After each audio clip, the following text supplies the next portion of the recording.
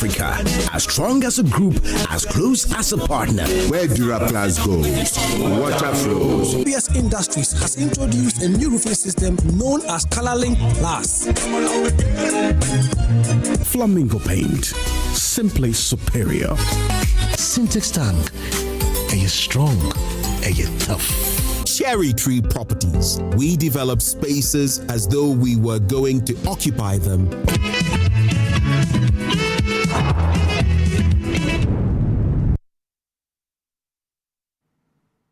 Welcome to your most authoritative news analysis platform, Newsfile. Here, controversy meets clarity, and power is forced to answer. Today, 4 controversies dominate the national conversation. First, Chairman Wontumi, he and his associates face 4 charges: fraud, forgery, money laundering, and causing financial loss to the state.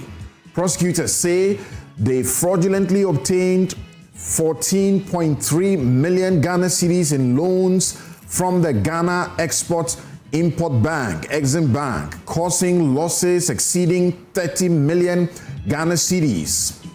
On June 5, 2026, his lawyers formally requested a plea deal confirmed by the Attorney General to the High Court. Question: should the AG accept restitution through a plea deal or insist on full trial and custodial punishment to deter elite fraud? Is a negotiated settlement justice served or justice compromised? Second, Sedina Tamaklo Atieno, the former Maslok CEO, convicted in absentia in 2024 on 78 charges with her deputy Daniel Axim for stealing and laundering a whopping 90 million Ghana cedis. She was sentenced to 10 years but remained a fugitive in the United States until her recent extradition. She has an appeal challenging the fairness of the trial in absentia and the proportionality of the sentence. Is Sedina in jail now that she has been extradited to this country? Is she serving all the 10 years from now, or she's already served 2 years while living freely overseas? Would she secure bail or get a presidential pardon on grounds of ill health as she's wheeled from the airplane? John Mahamed's ratings. The IEA survey of May 2026 shows his approval has dropped from 68% in December 2025 to 58.9%. A sharp 9.1 disapproval stands at 28.4%, with 12% undecided. Approval was driven mainly by perceptions of economic management, while disapproval stemmed from cost of living pressures, electricity, corruption.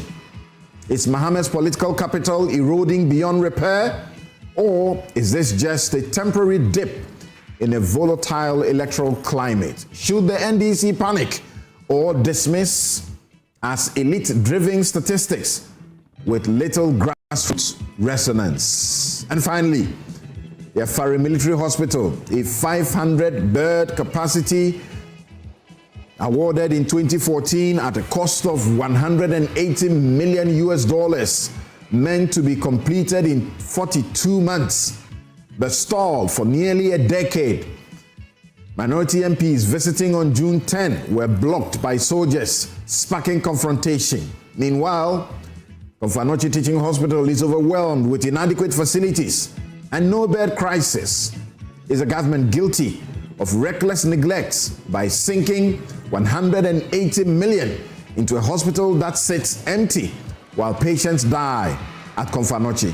Or the military justified in restricting access until contractual disputes are resolved? 4 crises: one nation, justice, leadership, accountability, all on trial. This is Newsfile. Let's get to work on the vexed matters right now.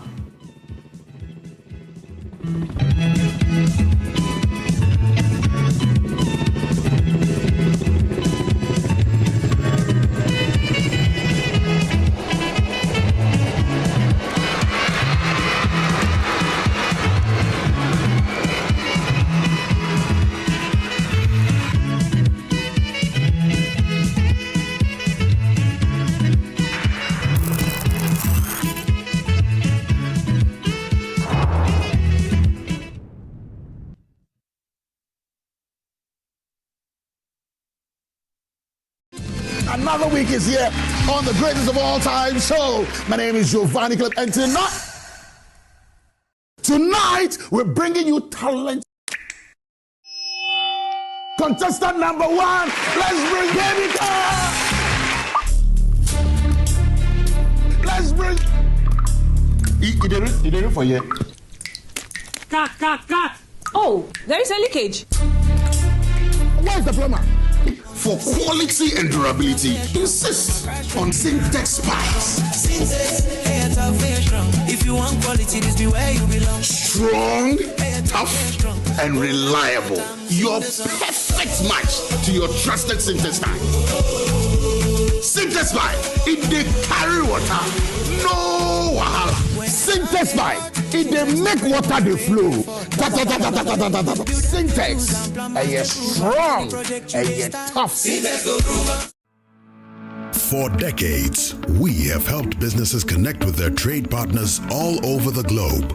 From Ghana to Burkina Faso, Côte d'Ivoire, Benin, Togo, Senegal, China, Morocco, France, Netherlands, and many other countries.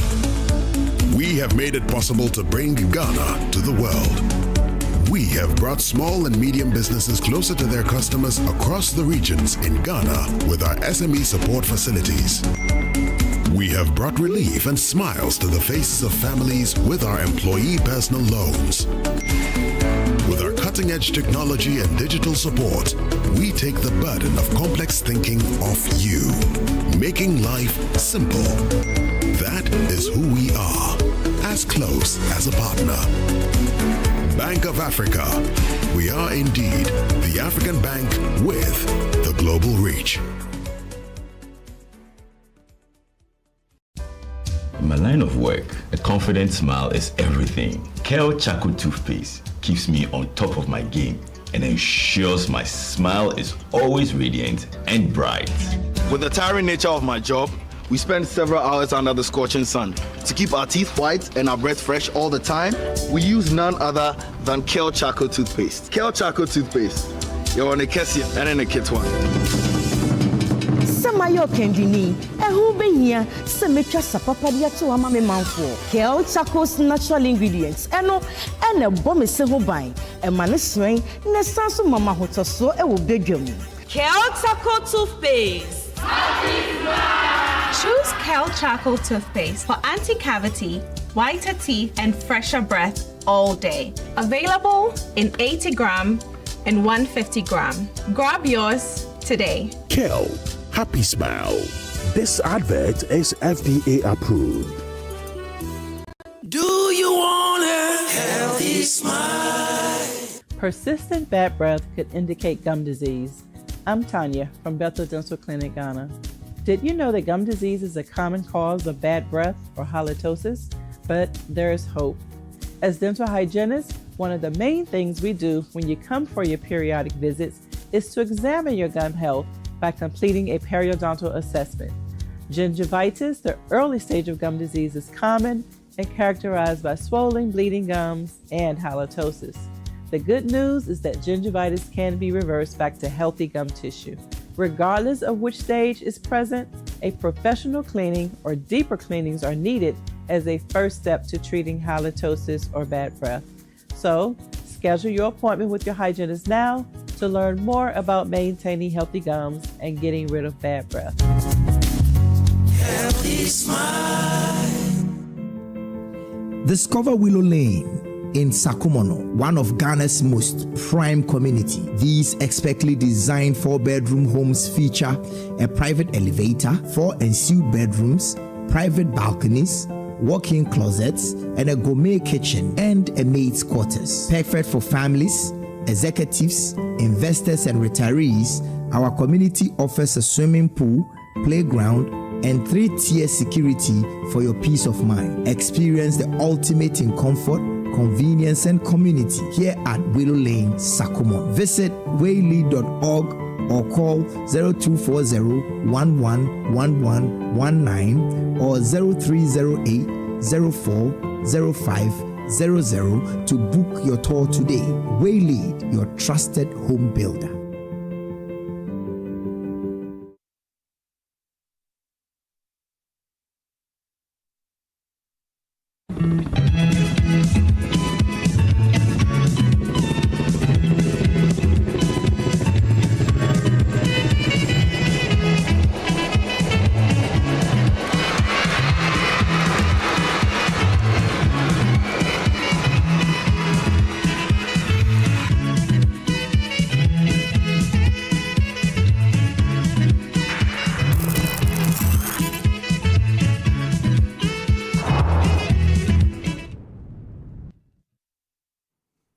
You're welcome back. Let me quickly get to my take. The constitutional reform, the window is closing, and the only opportunity is now. First of all, I'd like to begin the take with a salute to civic courage. The Citizens Platform on Constitutional Reform has risen to the occasion. In their June 12, 2026 press statement, a formidable steering committee anchored by CDD Ghana, Star Ghana, Foundation, Democracy Hub, Media Foundation for West Africa, Imani Africa, and the TUC, as well as the GJA, has sounded the alarm. This coalition, representing more than 90 civil society organizations, is performing the sacred watchdog duty that keeps democracy alive. They have looked at the state of our republic and declared with clarity and urgency, the window for constitutional reform is closing fast, and executive inertia is no longer tolerable. Here's their core concern: the narrowing window. The facts are plain. On January 26, 2026, the Constitution Review Committee, chaired by Professor H. Kwesi Prempeh, submitted its full report to the President. After exhaustive nationwide consultations, 4 months later, government announced a special cabinet meeting to finalize its position. That meeting, as we understand, is ongoing now. Media reports even hinted at amendment bills such as the long-awaited election of metropolitan, municipal, and district chief executives. But here is the glaring omission. Where is the roadmap? As the coalition rightly insists, a credible implementation plan detailing mechanisms, sequencing timelines, and institutional responsibilities is absent. And constitutional amendments are no child's play. Bills must be gazetted for 6 months before Parliament sees them. Entrenched provisions demand Council of State review and a national referendum. With the electoral calendar looming, delay means death to this project once again. Remember that we have spent millions of dollars on a similar project. We did it in Atta Mills' time. We did it in Akufo-Addo's time as well. And here we are, the very final opportunity with a parliament that is prime to get this done. Once in a lifetime. If we do not act now, reform will be swallowed by partisan electioneering. What we seek from the president, Mr. President, the call is clear. The executive must do the following things. 1, lay out a roadmap with strict timelines and milestones.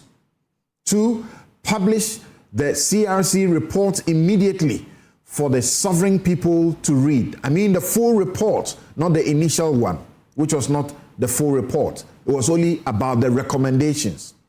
Clarify the implementation mechanisms, its mandate, composition, and inauguration. Communicate official positions on the CRC recommendations and subject them to genuine public engagement. You know that this is an eternal legacy. This is not another policy file gathering dust. Pursuing constitutional overhaul to completion will strengthen governance, insulate institutions from hyper-partisanship, and fortify our anti-corruption architecture. Champion this now, and it will stand as the enduring historic legacy of your presidency, Mr. President. There's a partisan threat we cannot overlook. Why the time is now. Let us be brutally honest. The only opportunity is now. If reform drifts into the election cycle, Ghana's toxic partisanship will devour it. Parties will weaponize amendment bills for electoral gain, not national interest. Once the nation fractures into tribal partisan camps, consensus becomes impossible.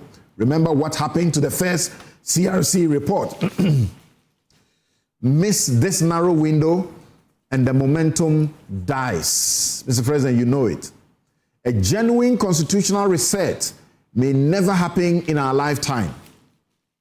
Yes, we have a parliament that's just right for this to be done. The call to citizens, that's my call. This is not the burden of politicians or civil society, not mine. To every Ghanaian citizen, media house, faith-based organizations, traditional authority, worker and youth groups, the platform calls on us to remain vigilant and demanding. The Constitution is not the property of the Jubilee House or Parliament. It belongs to the people. Its renewal must be completed in our name and within our sight. Let us join this coalition in demanding a roadmap. The window is shutting, the clock is ticking, and the time to act is now. And that is my take. I'll be right back.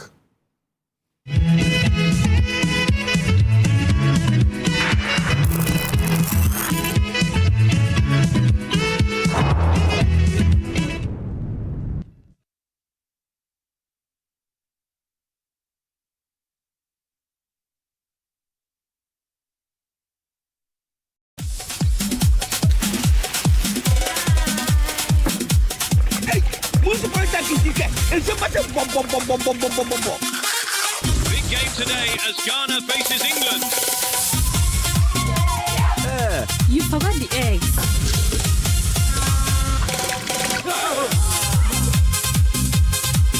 And the whole nation is ready.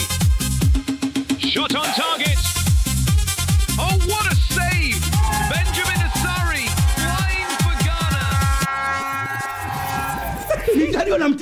What is it? Politics is always safe. Every day, in the moments we love, we rely on clean and safe water that flows from Polytank. Number 1 from here, 2 and 3 from here, 5 and 6 from here. For now. Yay.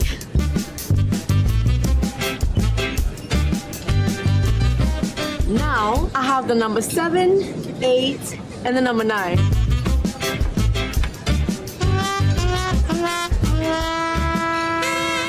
You need number 10.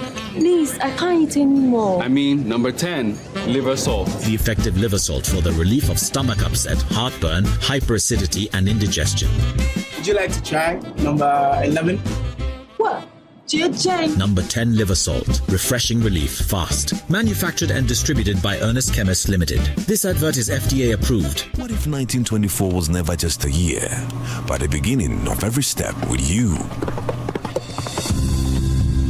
What if life wasn't just about the big milestones, but every small, beautiful beginning? A first job, a first risk taken, with someone walking alongside.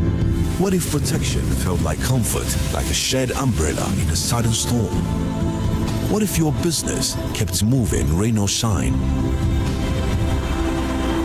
What if healthcare came with hope and every heartbeat had a backup plan? What if retirement was a reward, with time, freedom, and laughter under trees?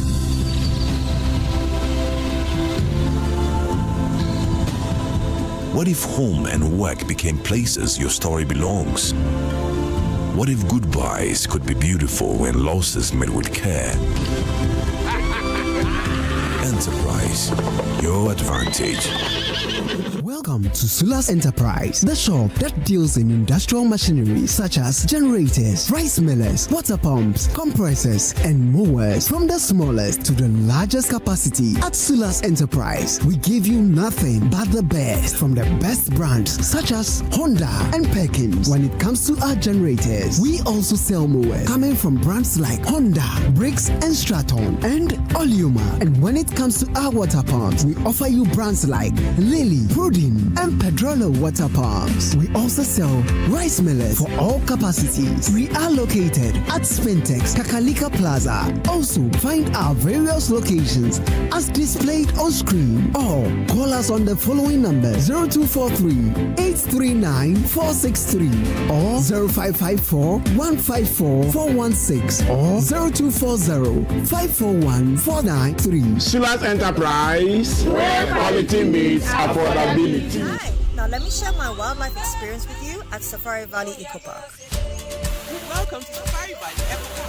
Our electric shuttle pulled up, and in no time our tour began. We were surrounded by wildlife from the moment we entered the Eco Park. We were greeted by experienced tour guides who took us through orientation and how to better enjoy the experience. Watch these animals roam freely in their natural habitat undisturbed by our presence. We saw zebras, sable antelope, brown cranes, mara, silky chicken, nyalas, Shetland ponies, and so many animals I just couldn't keep up. Our tour guides taught us so much about the wildlife, their behavior, and how to interact with them.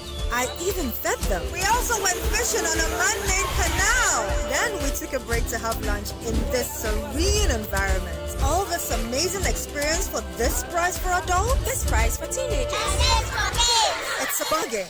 As the sun began to set, it was time to go back home, but not before dinner by the campfire. It has been a thrill of a lifetime, and I can't wait till my next visit. Safari Valley Eco Park, bringing you closer to nature.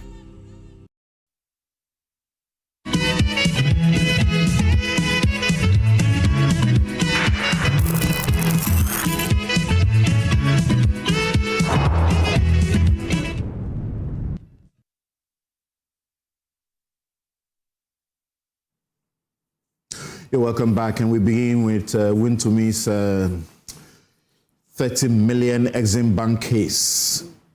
Should the Attorney General accept a plea deal? That's the questioning. As you know, Bernard Entry-Boesiako, Chairman Wontumi, and his associates are facing 4 charges of defrauding by false pretense, altering forged documents, money laundering, and causing financial loss to the state.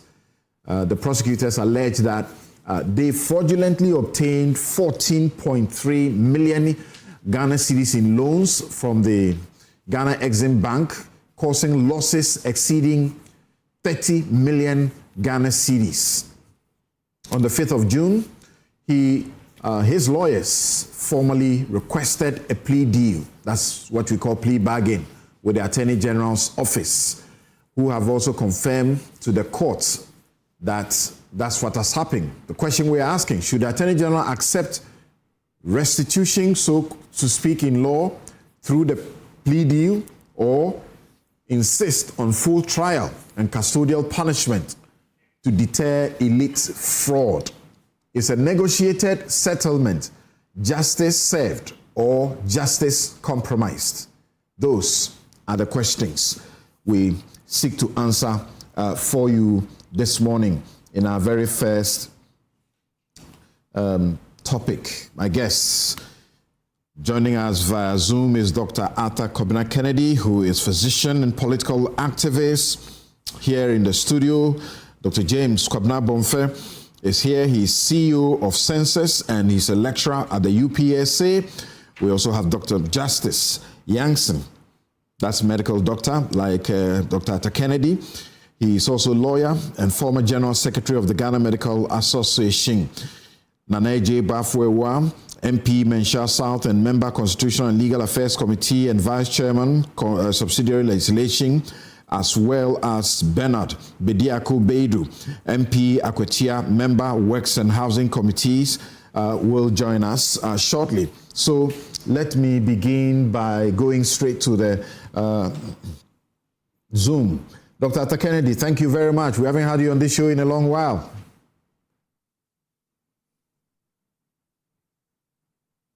Please unmute your mic.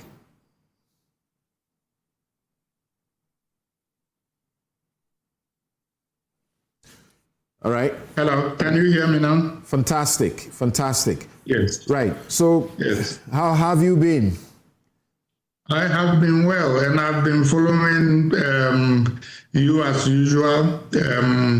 I think that your take was very good.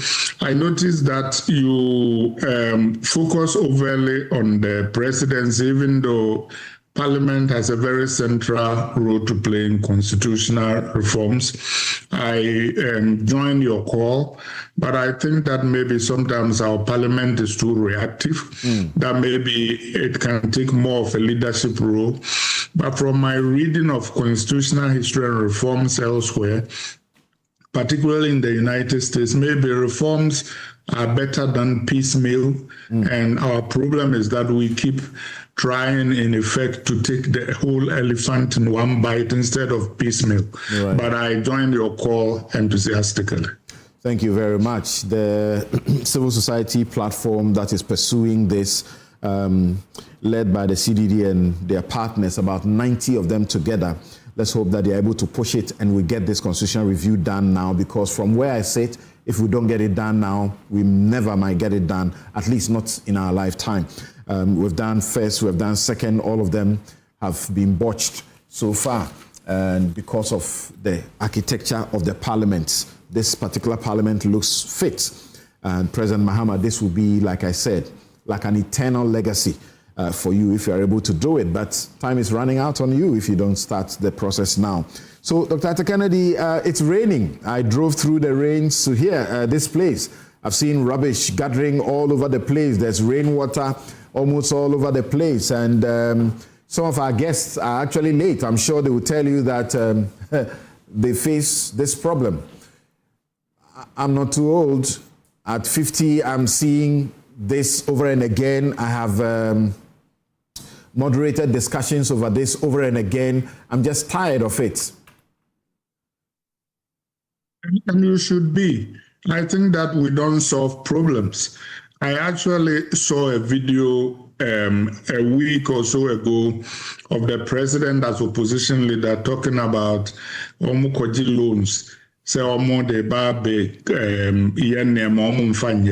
he said that when they come, they would return that function to local government and do this and do that. And that hasn't been done.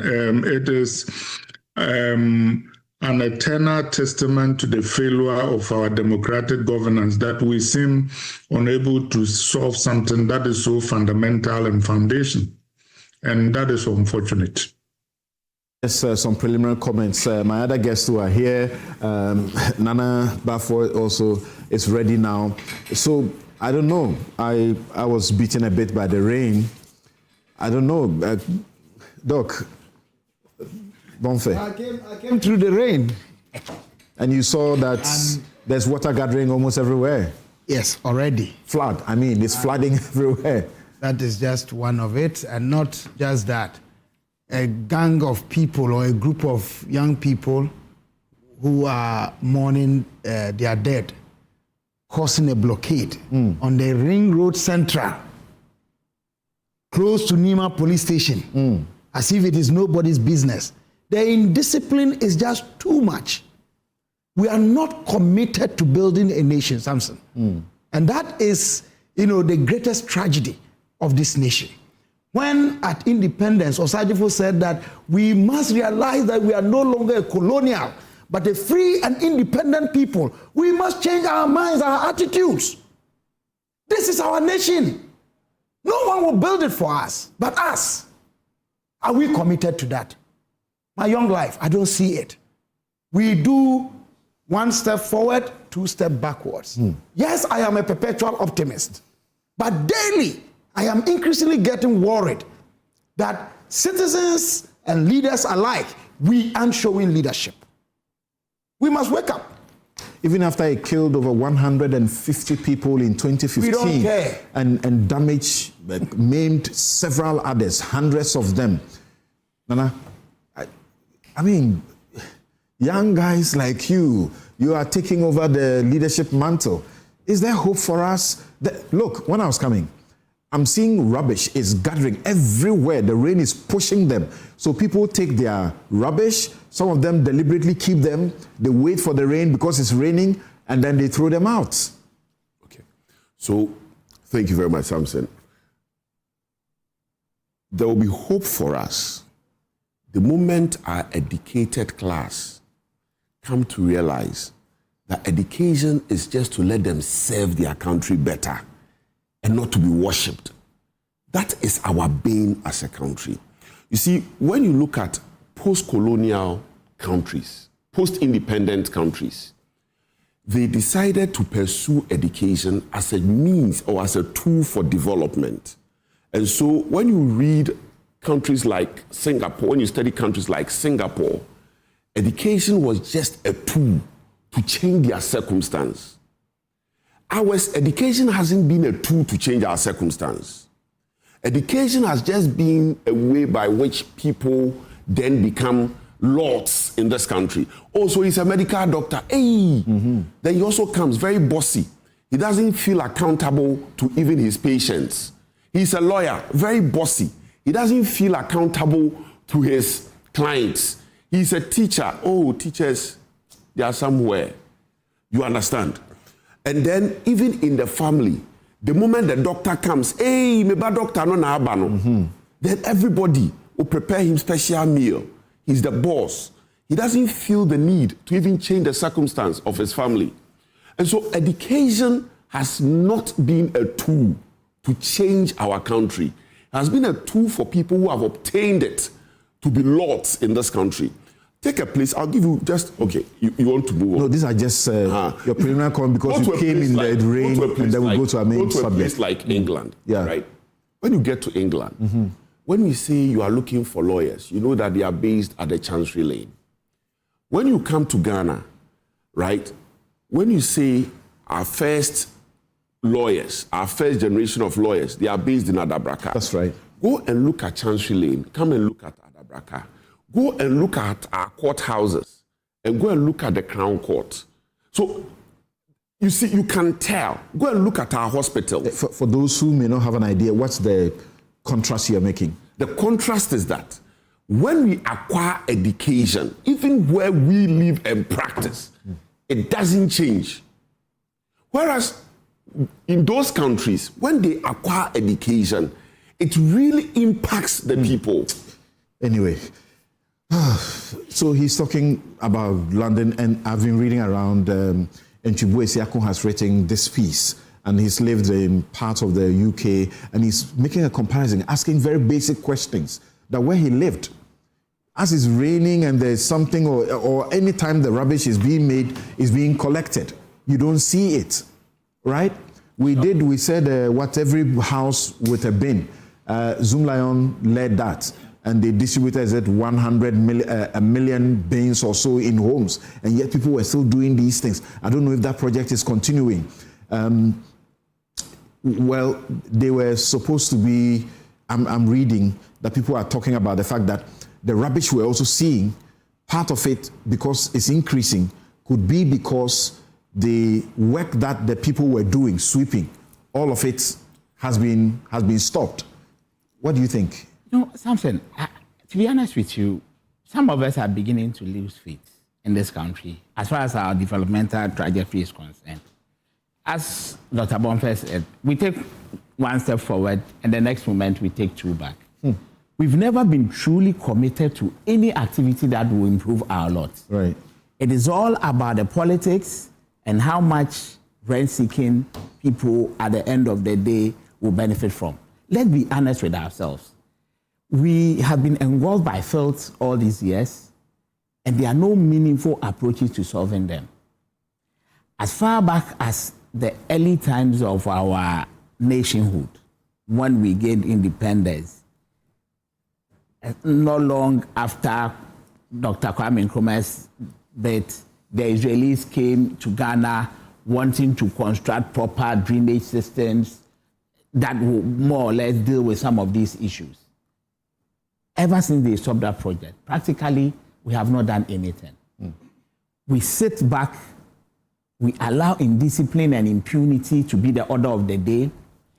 Agencies of state that are supposed to enforce some of the bylaws are not working. You go to places that are supposed to be water reservoirs, as in the areas where when we have very high rains, the waters naturally will drift towards for our common good. We've allowed that to be filled by individuals, foreigners, all kinds of bits. If you ask today that what is our true sanitation arrangement in this country, I tell you what, we don't have any. Oh, we have sanitation plans. So look, our sanitation plan was just Zoom Lion. No, without Zoom Lion, no if you have sanitation something plan. say on the shelves, and you are not implementing same, what are you doing? These Aboboya boys, when you talk to them, they have no proper points that they dispose this refuse. Do you realize that most of us now depend on them? Yes, and when they pick it, they end up turning the rubbish around us. They turn around, dump them somewhere, and we are back to square one. Where are, in quote, proper landfill sites or incinerating points? Okay. Waste management, waste can be turned into energy. And we are all seeing the effect. Just as you said, on our way here, just about 30 minutes or less of rain. It was not even too heavy. Yeah. And the roads have turned into ponds. Right. So less than, actually not 30 minutes, 20 minutes. Yes. I left home when we were just about starting. Exactly. And I didn't move anywhere, then the whole place is flooded. Yeah. Okay. All right. All the dredging. Something quickly, if we do not seriously consider decapitalizing Accra or decoupling the political capital from the commercial capital, all housed in one city, which is overburdened. There's something we can do about it. There's now this some. Too many people living. There's now this some Volta ecological zone. We start one thing, we don't do anything. We abandon it, go and start another one. The GSS 2021 report said that you have got only 4 regions housing 54.6% of the population living there. But you see, Dr. Beyond that, let me just add this. Beyond that, see, there are cities on this planet called Earth that have bigger populations than Accra. And they are still able to manage all these basic social services. All right. It is just the lack of commitment and direction on our part. Right. So let me go to Dr. Arthur Kennedy and let's begin. But we pray the government, because this is government's job, we pay you to make sure that you keep our cities clean. It's becoming so dirty. Nobody is sweeping around. What's going on? All right. If you have a problem, and many people have problems with companies who have done some of these things, if you have a problem with Zoom Lion, for example, sit down and see how you can work it out, correct things. But when you completely, don't continue things, don't do things, and then suddenly we are dirty all over the place, it's not right. As we understand, they are moving into how many? Is it 29 countries so far? They have the muscle. Find out. Make sure they are doing the right thing. That's all we are demanding from the government. Otherwise, this is so bad. All right, so Dr. Arthur Kennedy, Wontumi, he's going to the Attorney General to beg to be, allowed some space, so to speak, so that perhaps he doesn't go to jail. And then he pays 30 million back to the state, And normally it comes with what we call reparation or restitution. Some interest will be put on it and so on. Some say the Attorney General should not accept it. He should just go through the trial and let him go to jail and rot in there. What do you say? I'll come back to that in a moment, but it was interesting to hear the comments that people made about the rains and sanitation. The truth of the matter is that this is a failure of governance and it's even not partisan. Remember when Addo was going to make Accra the cleanest city in Africa? Nothing happened. And I was very sad, and I even wrote an op-ed on it when President Mahama declared a sanitation month, and then he gave some volunteers equipment. Sanitation is not something to be solved by volunteers. And with respect to Dr. Bonfe, regardless of whether you move the capital from Accra or not, you still have to clean what remains of Accra. Because it is the commercial capital doesn't mean you won't clean it. So at the end of the day, it's not changing the capital or anything. We need to have sanitation plans that deal with garbage, from collection to incineration or to landfill, and laws that are enforced so people don't litter. So now let me get to Chairman Wontumi. Right. I think that those who say the Attorney General shouldn't, in effect, engage are wrong. There can always be negotiations and a plea deal, but I think that punishment is an important part of these things. It should not lead to a situation where people just return the money and go scot-free. A nation that jails foul thieves and cassava thieves should not let big people go free when they commit crimes. So yes, the negotiation can save us prosecution cost and defense attorney cost and all that kind of thing. But still, punishment ought to be part of a plea deal. Here, a plea deal in the United States, for example, means that if this might have led to imprisonment for life, it may lead to, say, 10, 15 years of imprisonment. In other words, you might get a lesser sentence when you do a plea deal, but it does not mean that if you clearly committed a crime, you can walk away scot-free. So one should not presume anybody guilty. He's innocent until proven guilty. He should be able to engage. But I think that some kind of custodial sentence or criminal penalties must be on the table. I noticed that his lawyer is trying to withdraw from the case, and the Attorney General is trying to. No, not. That's not the case in focus. That case is over. The Samra Boy matter, that one is over. They are waiting for judgment. This one is the Export-Imports Bank, the loan he took for agricultural purposes. Yeah. Okay. So I would just say that the government ought to engage, but custodial sentences and criminal punitive fines must be on the table. However, politics looms large in the background, because when you think of a situation where the government itself announced earlier that it is up to the discretion of the Attorney General to accept some of these plea deals, where people win cases in court and they thank the Asantine and the president instead of thanking the judiciary, and where we randomly find nolle prosequis with lack of accountability about why they were filed and people got freed, the public has reason to be concerned about whether our legal system is tiered, one for the powerful or one for the weak. I think that we should be guided by the kind of retribution faced by cassava and foul thieves, and that big people ought not to get away just because they are big and connected people. If the cassava and foul thieves don't want to negotiate plea deals, why should that be visited on somebody who wants to, exercise their rights in that regard? Thompson, the right to legal representation, you work to my admiration among people in our prisons, some of who were remanded just years ago and their case have not been held. The reason their cases haven't been heard is that sometimes they don't have lawyers, and if they have lawyers, these are volunteer lawyers who don't have time.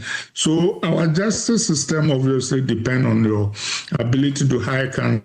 I'm just saying that we need to be careful that in the end, when one looks, if even innocently, we will not seem to be operating a system where if you are powerful and connected enough, you can loot the state and then dribble and get away with it. And the ultimate example is that when government changes, if Wontumi or any of these other people about whom we are making noises regards to Ura and others, if, God forbid, 2028, we find out that MPP is in power, most of their problems will go away, regardless of whether they are guilty or not. Did you say, God forbid, if MPP is in power, God forbid?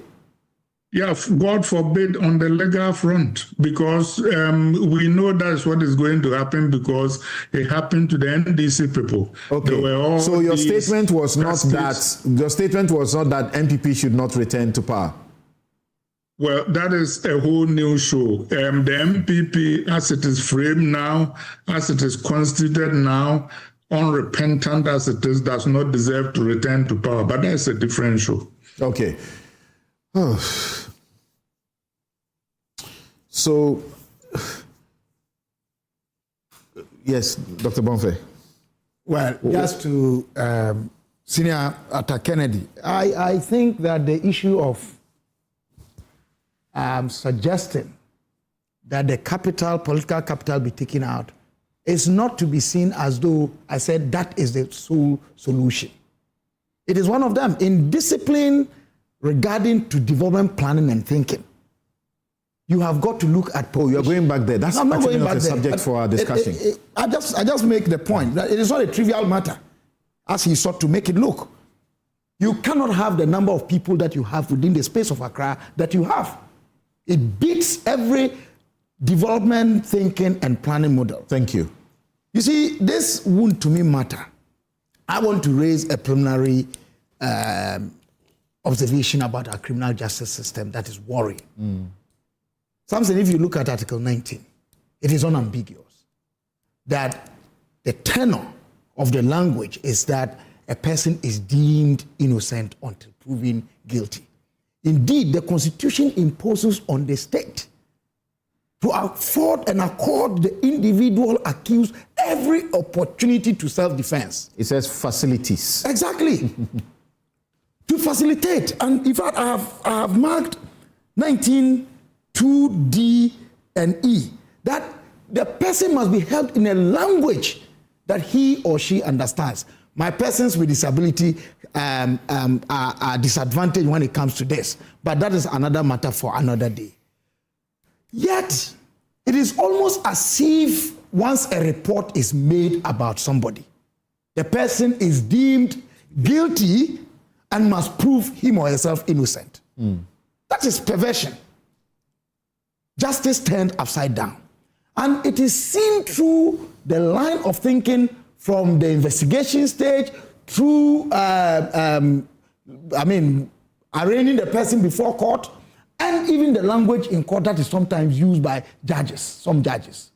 It is worrisome. Before the arraignment, we do press conferences. Thank you. And this flies in the face of Article 19. I just want to make that point. Second, this Wontumi matter is not a Wontumi matter. And I don't know why we are making it Wontumi matter. What you read indicates that this is a loan acquired by a company that he heads.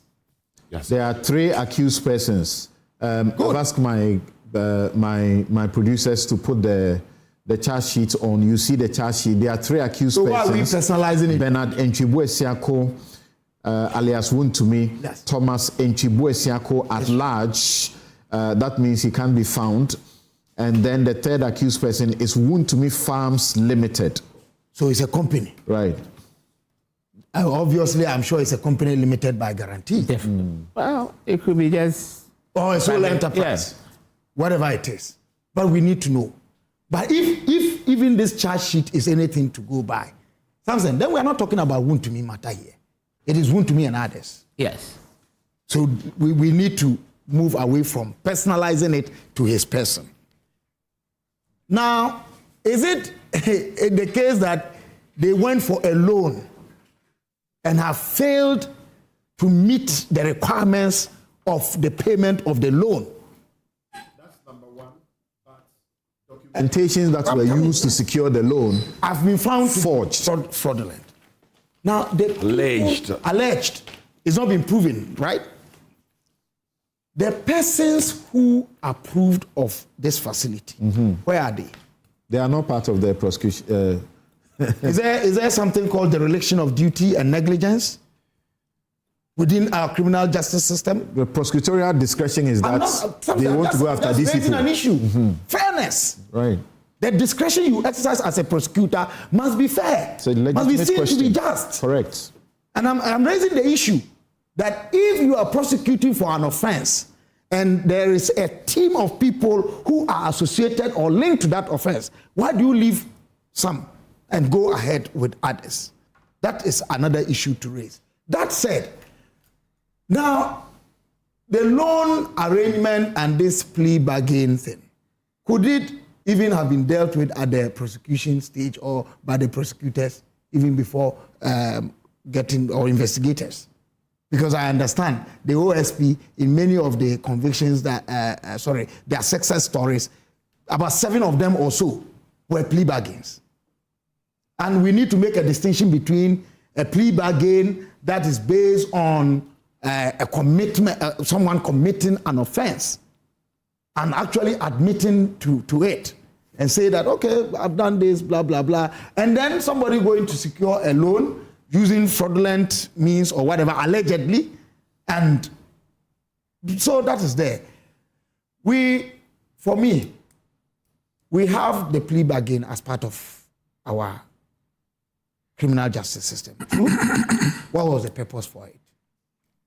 The purpose, I am sure, is enshrined in the act that rather than go through full trial and sometimes end up wasting time and not getting what is due the state, and people making away with whatever they are accused of.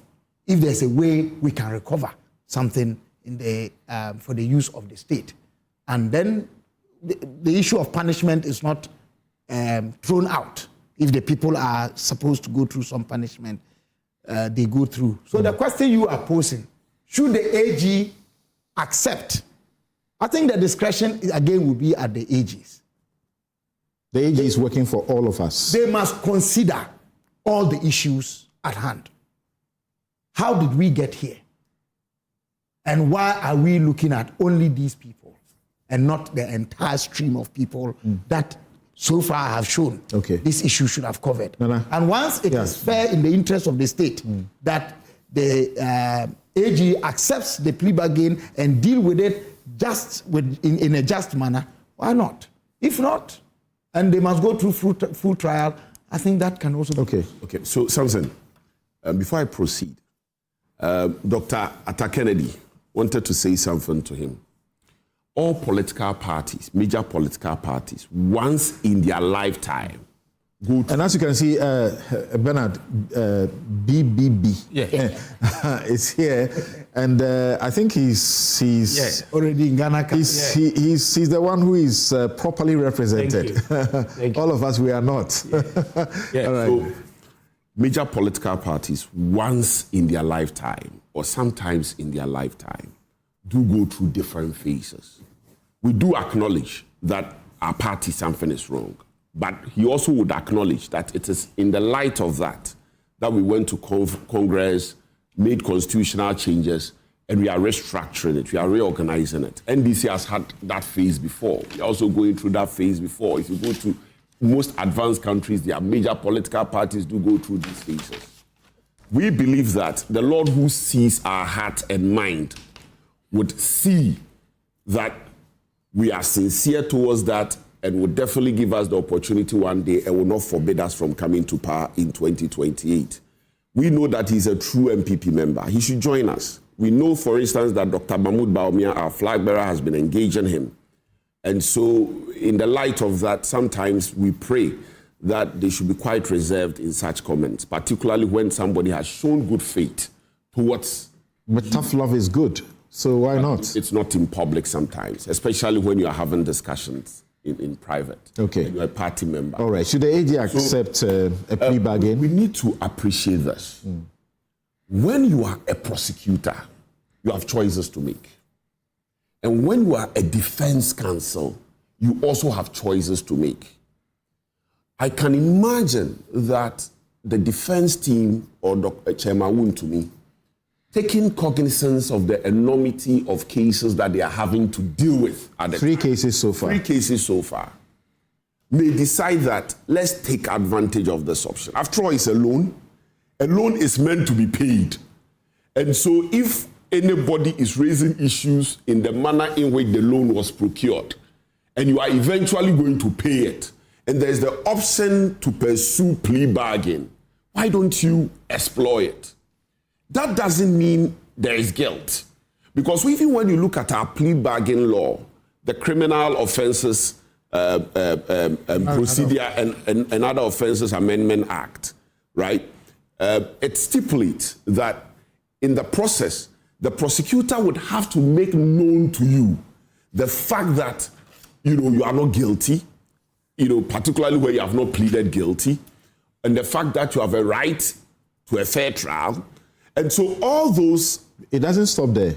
It says the prosecutor must make available to you all evidence that they have that will go to exculpate you. Exactly. So you must see it in full to make the decision whether you still want to do a plea bargain. Exactly. So full disclosure. Now, the point is that we need to emphasize within context that the decision to do plea bargaining is not an admission of guilt. That ought to be emphasized. We also have to emphasize that the decision will be based on choices that you, as a lawyer and your client, may want to make, given the circumstances. And if you are in the shoes of Chairman Wontumi, when you are already dealing with 3 prosecutions, and you know that, yes, there's no dispute that I took a loan, and a loan is a loan. A loan is not the stealing of money. A loan is the procurement of financial assistance or credit, which is meant to be paid in accordance with the terms and conditions of it. And you know that you eventually pay it. And somebody is saying that because of that, you are going to be prosecuted. And there's the option of entering into an agreement whereby you will return the money. I would always advise my client, given the circumstance, that look, this is a low-hanging fruit. Let's take advantage of it.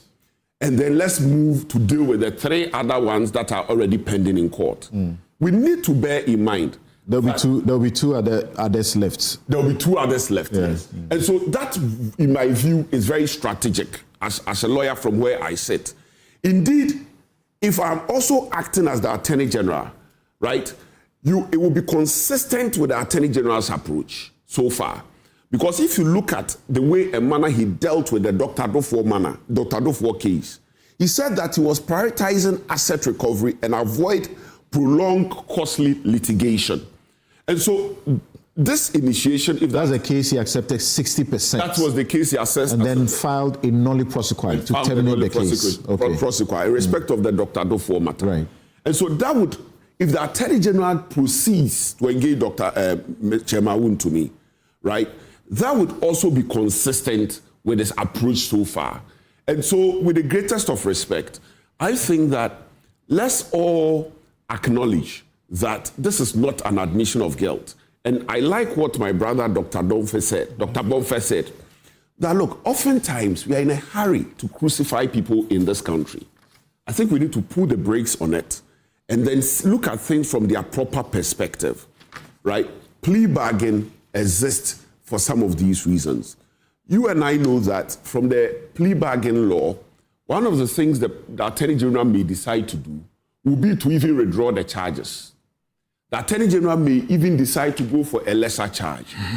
And the Attorney General may even decide that, look, I would not even prosecute at all. The Attorney General may equally also decide that, look, instead of a bigger sentence or a harsher sentence, let's negotiate for something lesser. Something lesser. So, in my humble view, this is something that we should not be in a hurry to make conclusions that, big men are getting away and so on and so forth. But you know that the public suspicion is that once somebody says they want to do a plea deal, it is to suggest that they have seen the end at the beginning. That is why. And they want to avoid jail. That is why there should be transparency in the manner which it is done. That is why there should be full disclosure. And for me, that is why some of these discussions are also necessary, like I highlighted. And so it is very necessary that we have some of these discussions. Dr. Hansen, if it's just a loan, so to speak, I suppose maybe you may have paid part of the loan, but here you have the entire loan amount you are going to have to pay 30 million or so, and then, in a plea deal, you are likely to be asked to pay extra. In fact, if it's a loan, interest would have been accruing. And so all of this will be taken into account, unless it was an interest-free loan. Why would the person not rather want to pursue the case and just pay his loan rather than do a plea deal, which may require them to plead guilty? And then they will have the ex-convict, label on them. Well, Samson, I think that we need to quickly distinguish two things. One, taking a loan from a bank is a purely civil matter. It is not a criminal matter. Commercial transaction. Yes. Under those circumstances, nobody will take you to a criminal court for any criminal processes. If anything at all, whoever lends the money to you has to take you on the civil way. However, in this Wontumi case, if you listen to what the AG is saying, the processes leading to the acquisition of that loan had some criminal elements. They are talking about forgery, defrauding by false pretenses, and what have you. So I think we need to make that distinction clear, that it is not just a question of you took a loan and go and pay. You are now being tackled on the criminal front, not necessarily the civil one. Now, for me, I think this is a very simple matter. Chairman Wontumi and the others, they have every right per our law to trigger the provisions for a plea bargaining arrangement. The law is enshrined in our Criminal and Other Offences Procedure Amendment Act 2022, Act 1079. It makes it clear that any person charged, so whether you are charged for, let's say, stealing 2 pieces of kenke, 2 balls of kenke, whether it's plantain or a goat or whatever, that plea bargaining arrangement is available to you. The only time the law makes exceptions are things within the realm of treason, high treason, rape, defilement, and others. That's so right. All the bits that come outside of the exceptions, every individual in this country who is charged is entitled.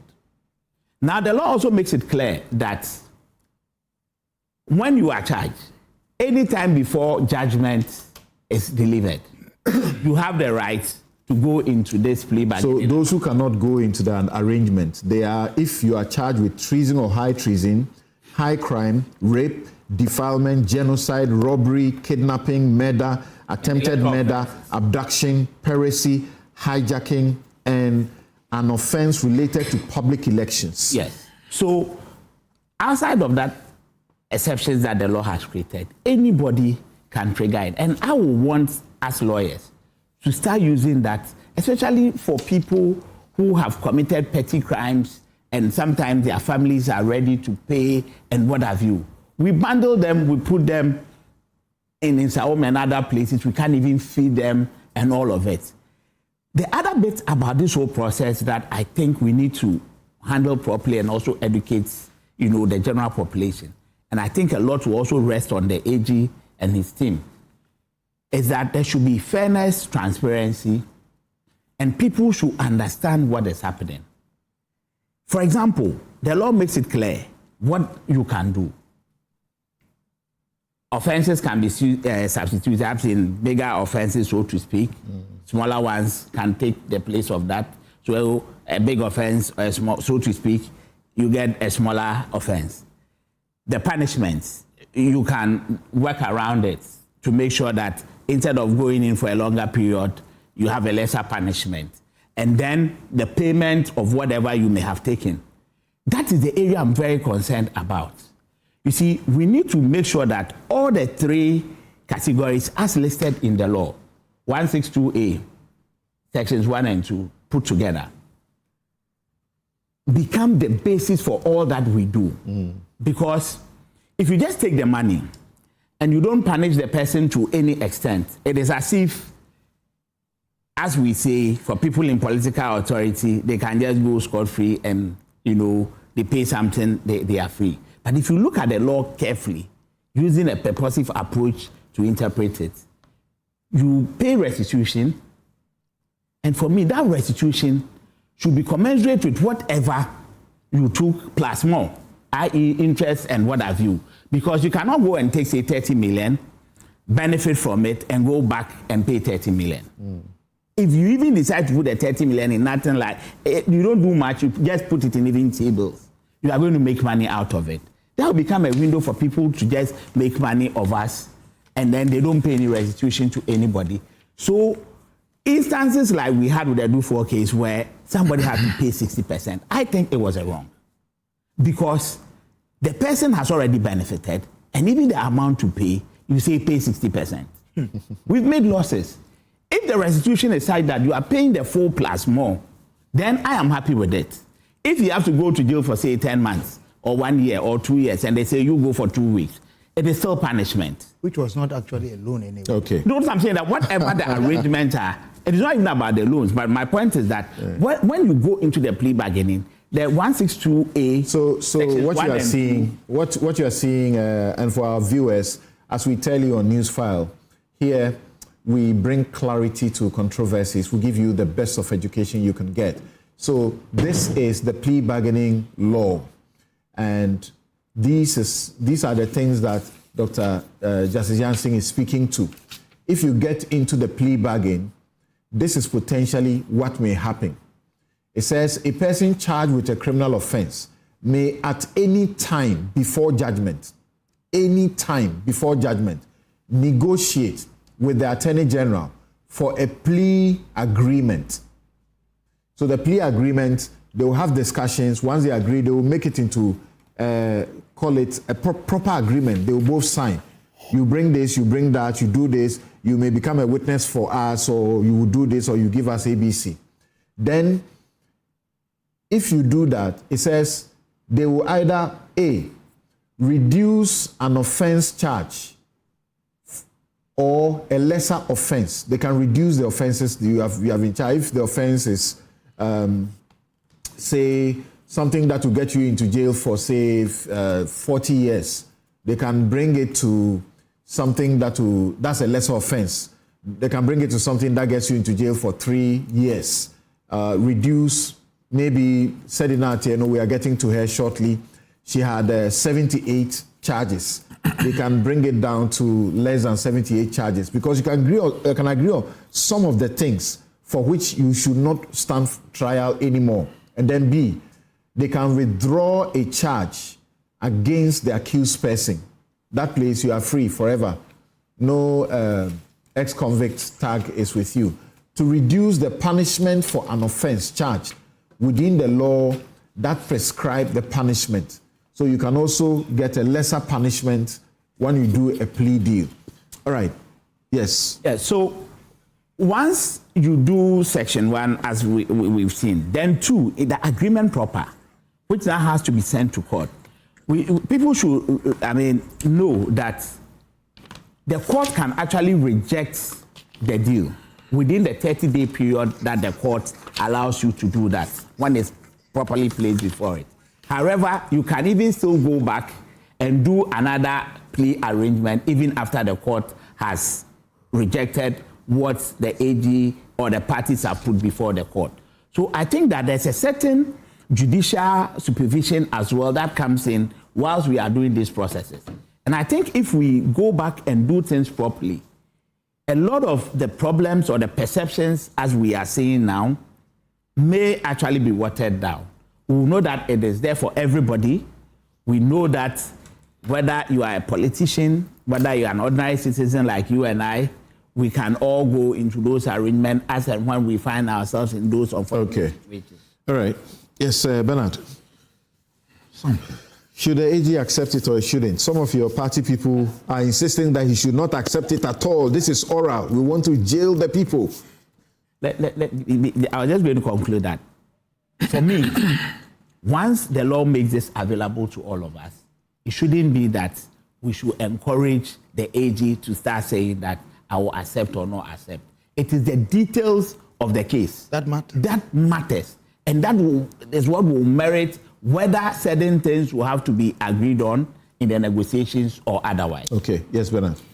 Good morning. Morning. Good morning to But we must place on record that this Attorney General has said at the very onset that if you want a plea deal, he wants you to bring it to the attention of the court. So there will not be any discussion just between the two of you.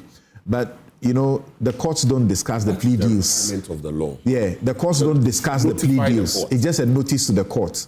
Right. That's true. So good morning to my big brothers here, our viewers and listeners. And sorry for being late. We all know what is happening, the rains and all that. You were forgiven before you asked. Thank you, big brother. Especially because you are in this house. Yes, which you feel. So, here we are. You see, Samson, it is because of, for me, it's because of submissions with the greatest respect, such as that of my big brother, Honorable, that some of our party members are going the way they are going. You see, before I even come to the plea bargain, it is important, I was listening, but I'm not too sure if you've actually stated what is before the court to your viewers and listeners. It's important they know. I have the brief facts, what was filed by the Attorney General. At least let me read two for your viewers and listeners to know what has happened. Paragraph 2. Sometime in January 2018. Paragraph 1 is very short, so okay, so let me do one. Yeah. It's because I don't want us to go the route of that's okay. Thank you. So 1, the first accused person, A1, and A1 here is Chairman Wontumi, a 50-year-old entrepreneur, is a native of Kuntunase in the Ashanti region. He's the sole shareholder. Kuntanase. Kuntase, yes. Thank you. In the Ashanti region, he is the sole shareholder and one of the 2 directors of the third accused person. That's A3, that's the company. Wontumi Limited. Yes.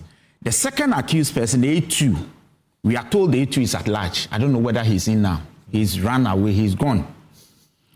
The second accused person, A2, is the other director of A3, which is the company, whose subject is general farming, agriculture, business, and processing. Was incorporated and authorized to commence business on December 14, 2017, and this date is very important. 2, sometime in January 2018, A1 approached Ghana Export-Import Bank, the bank, for a grant of 19 million Ghana cedi. Now, Dr. Bonfe, please note it. A1 approach. A1 is Chairman Wontumi. Yes. He approached the Exim Bank for a grant of 19 million Ghana cedi. For his person or Hold his on, company. I'm reading. Yes, go ahead. Relax. I'm interested. Cedi facility to embark on a farming venture. In the application letter, A1 ostensibly as A3's managing director declared that a parcel of land, 100,000 acres in size, has been secured for the project.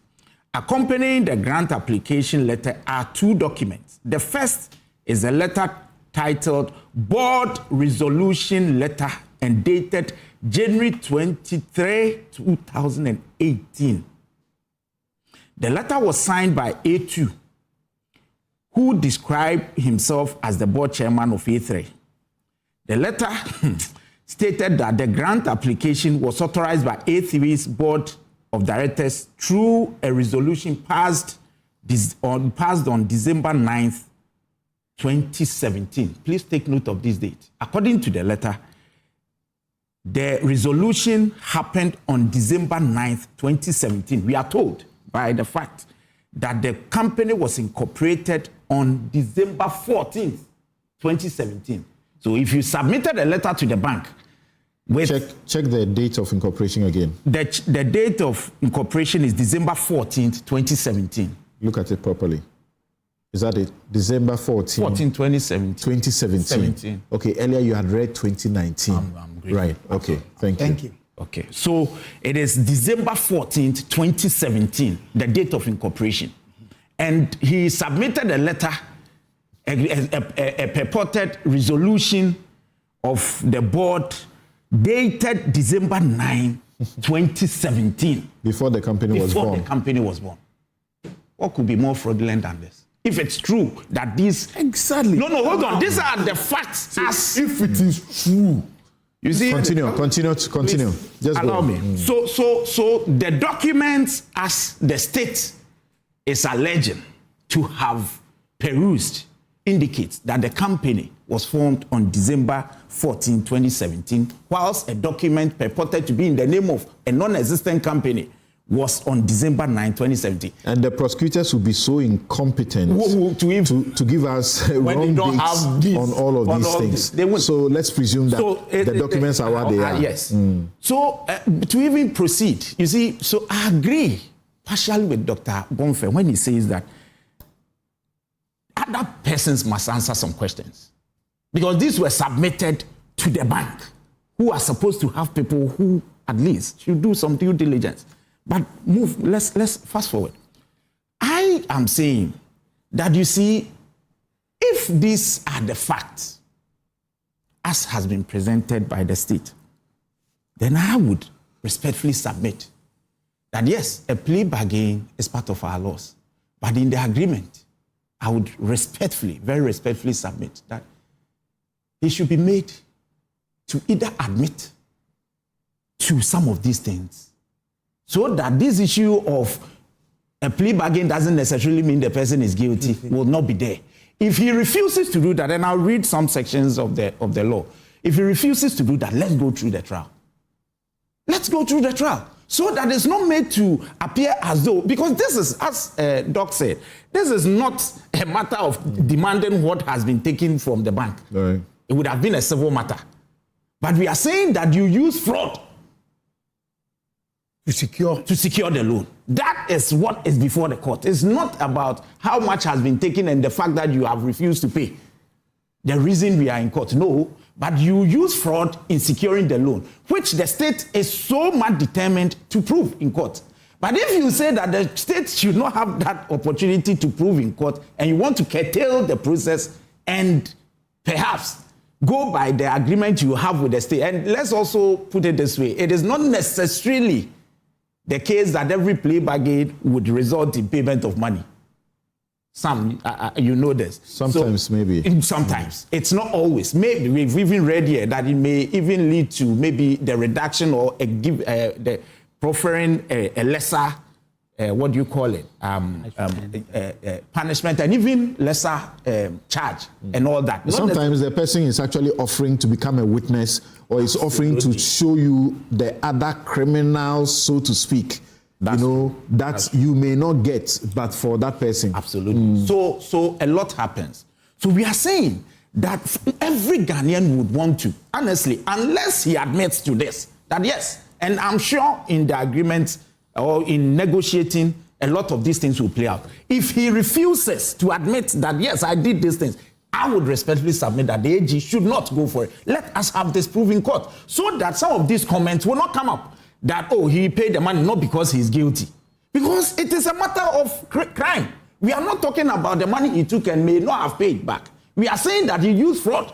And that is what is before the court. So it is for the state to prove that indeed he used fraud. And that is, if you read the count one, it's the count one of... You made that point, yes. But you see, Bernard, you should also pay attention. Count 3. Yes. Go to count 3. Money laundering. Yes. So that is after you have taken the loan. Yeah. What you did with the money. Because I don't have time, but the brief facts also tell us what he did with the money. Withdrawing from the third accused, the company, and using it for himself, putting some money elsewhere. It's all here, but because of time. You see, Sam, this is how far we have come as a people. Now, if you look at even the plea bargain, and we've said this, in fact, it is not automatic that even the AG agrees with whatever you are coming with. And the final decision rests even with the court. And if you read 162H, the court can even, if 168 of Act 1079, that is the Plea Bargain Act, popularly called the Criminal and Other Offences Procedure Amendment Act 2022, 162H, and with your permission, if I may read one. The court shall not accept a plea agreement unless the court is satisfied that A, the accused is of sound mind, B, the accused person entered into and signed the plea agreement voluntarily, C, there is a factual basis for the plea agreement. If the court is of the opinion that there is no factual basis for the plea agreement, the court, regardless of the agreement, the court may shoot it down. So it is not a fait accompli. It's not as if once you come up, I'll pay the money, and then that ends it. A lot would have to go into it. There are procedures. And so I am of the view that... You should read 162H2. 162H2. Where the court accepts the plea, the court shall call on the...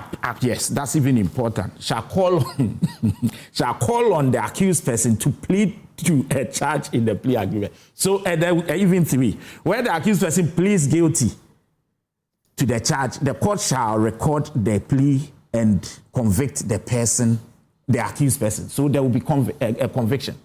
But you see, even with 4, if you don't plead guilty, the court shall treat the plea as withdrawn from the plea agreement and make order for the trial to proceed. So it's a long haul.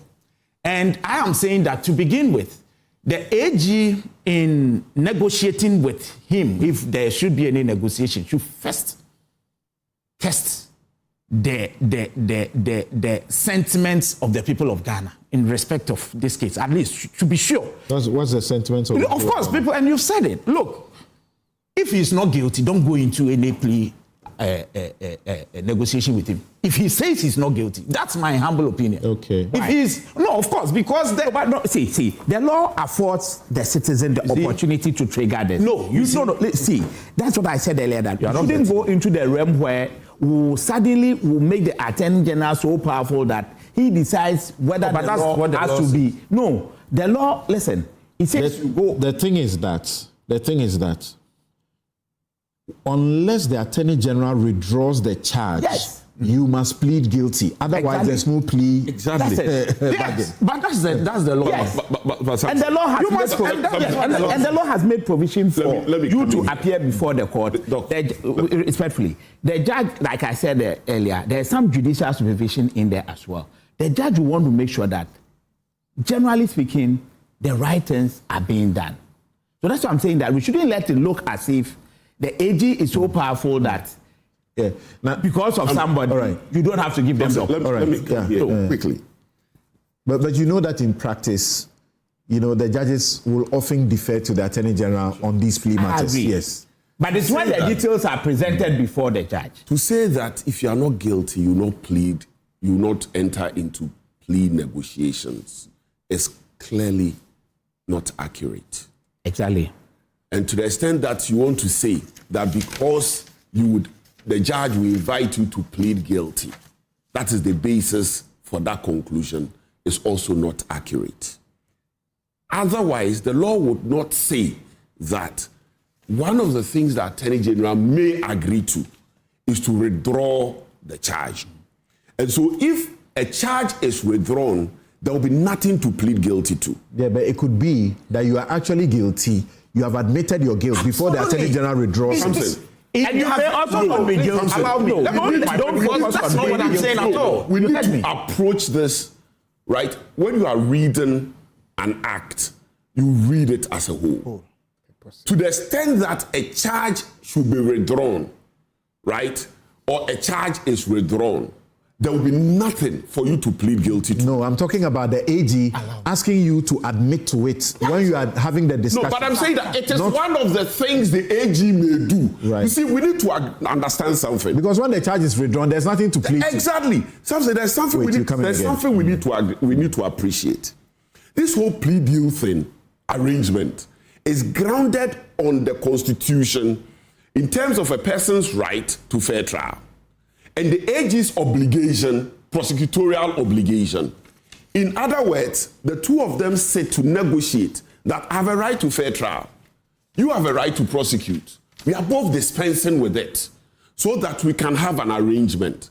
That is the philosophy behind it. Thank you. Kabila, sorry. There's a point. There's a point. You spoke for a long time. You spoke for a long time. You still speak. Yes. Don't get back. I'll get there's back. A point. Wait, no, Doc, you don't come in again. You say that. Wait, you are not done. You are coming. You say that to read the charges out and make it seem like gospel. Very respectful, we are all lawyers. In recent times, we've seen the AG come to hold press conferences. For instance, the Dubois trial. We've seen things come out that are different from what the AG. We've seen, for instance, the Gift-Owari trial. Yeah. We've seen the record of proceedings, and we have witnessed some of the things the AG made us believe in the press conferences are different from exactly what is transpiring in court. And so to say that what the AG has put down by way of a charge and brief facts is gospel, very respectfully, flies in the face of Article 19, clause 2C. All right. Right? Thank you. You have a right. Thank you. Yes, Dr. Bonfe. Yeah.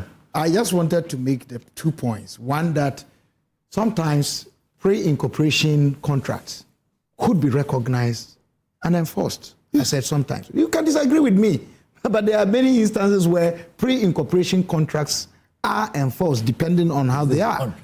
So how did this matter start? And I'm curious about it based on the tangent that my brother has taken. Is it that Exim Bank, from whom the facility was taken, had issues and reported? And in pursuance of what they had reported, these things were uncovered? If the bank does not report, hold on. How does Yoko come in? I'm just raising the issue. How then are persons from the bank who supervised this whole arrangement that my brother is copiously telling us, that's a question you have raised already. Yes. But when you said pre-incorporation contracts, what do you mean? Do you mean that there can be a board resolution even before the company is incorporated? No, that's not what I'm saying. But this is what we are talking about.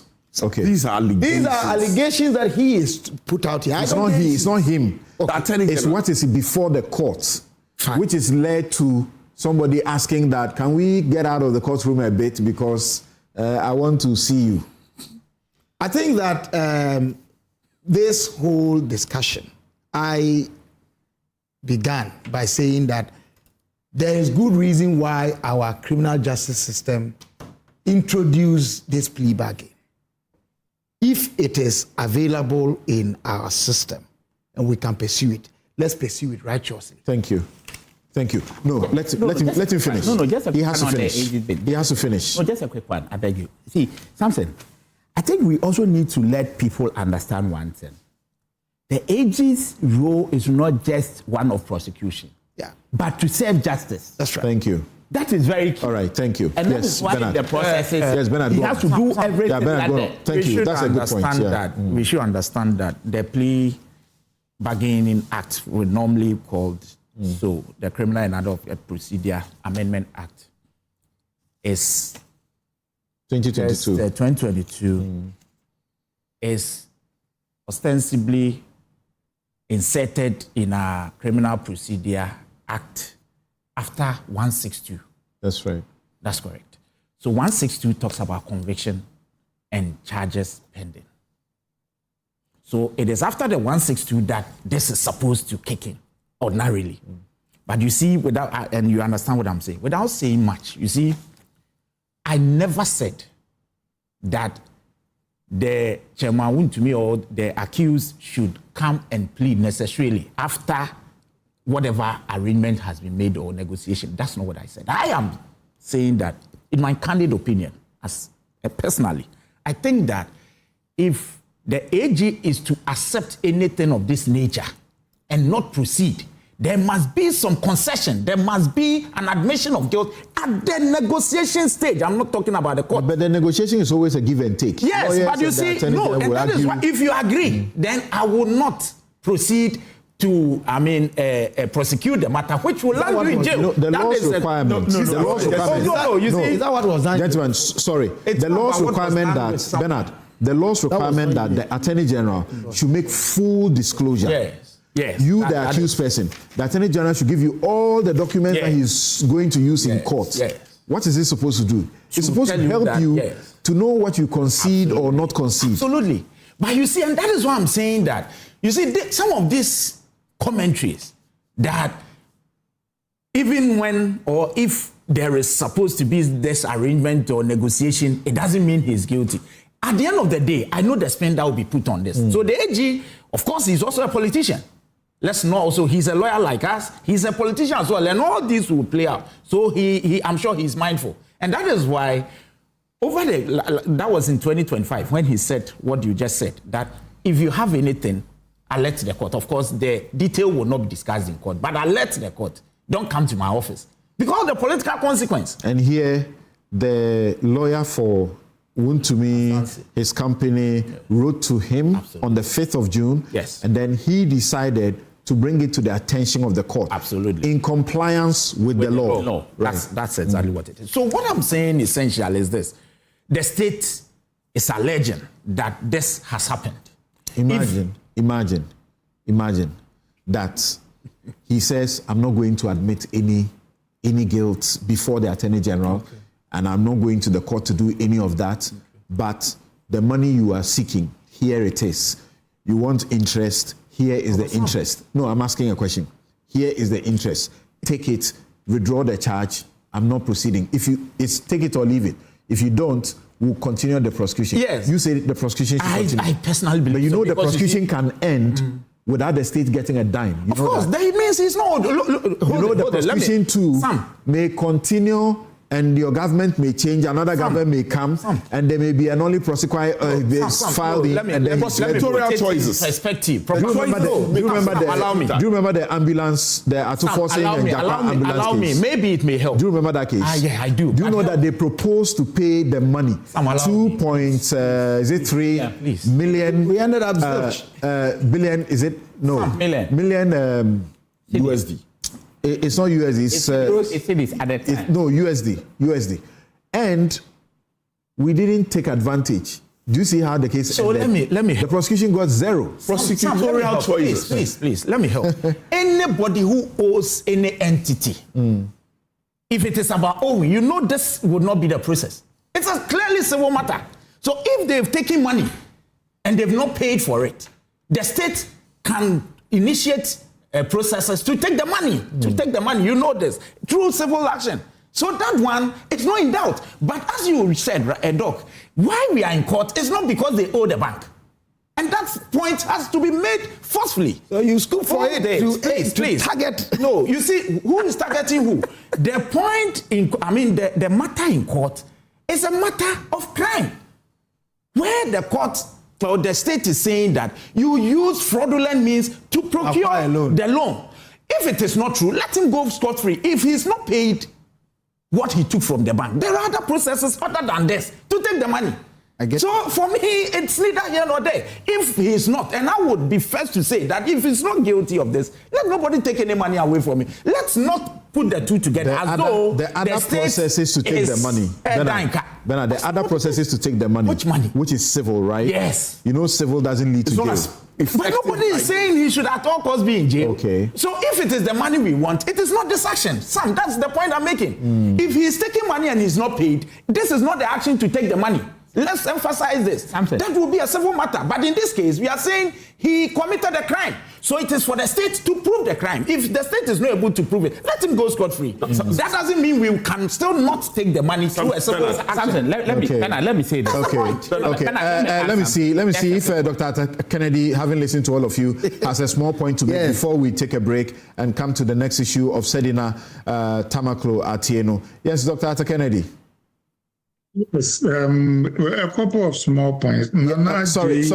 Let me make this correction first. I was referring to the ambulance case. It was 2.4 million euros, not dollars. 2.4 million euros. Okay, yes, go on. Nana J. Bafwewua made some interesting points, buttressed by others. And somebody even said sometimes we are too much in a hurry to crucify people. Let me give you the view from the streets. Sometimes we are way too slow to crucify people. I think that the wheels of justice grind too slowly. And I still insist, if you go do a survey, most people think there is one kind of justice for powerful, connected people and another one for lay people. Maybe if Chairman Wontumi wasn't the MPP regional chairman and a powerful figure in government, the bank would not have been as willing and accommodating as they turned out to be. So let us make sure that justice serves all people equally. Nana J. Bafo referred to my comment on the MPP. But Doc, but should we also not educate the ordinary person, so to speak, the poor man, that plea bargaining is also there for them as well? I've done plea bargaining for people who are not wealthy, who are not rich, and who found themselves in difficult situations. Actually, the plea bargain was, a spread payment, an amortization. They paid it over a period of time. But at the time, it was before 2022. Until 2022, the 1993 law, or is it 94 law? 93 law does not allow you to do a plea bargain and go free. You must always plead guilty. So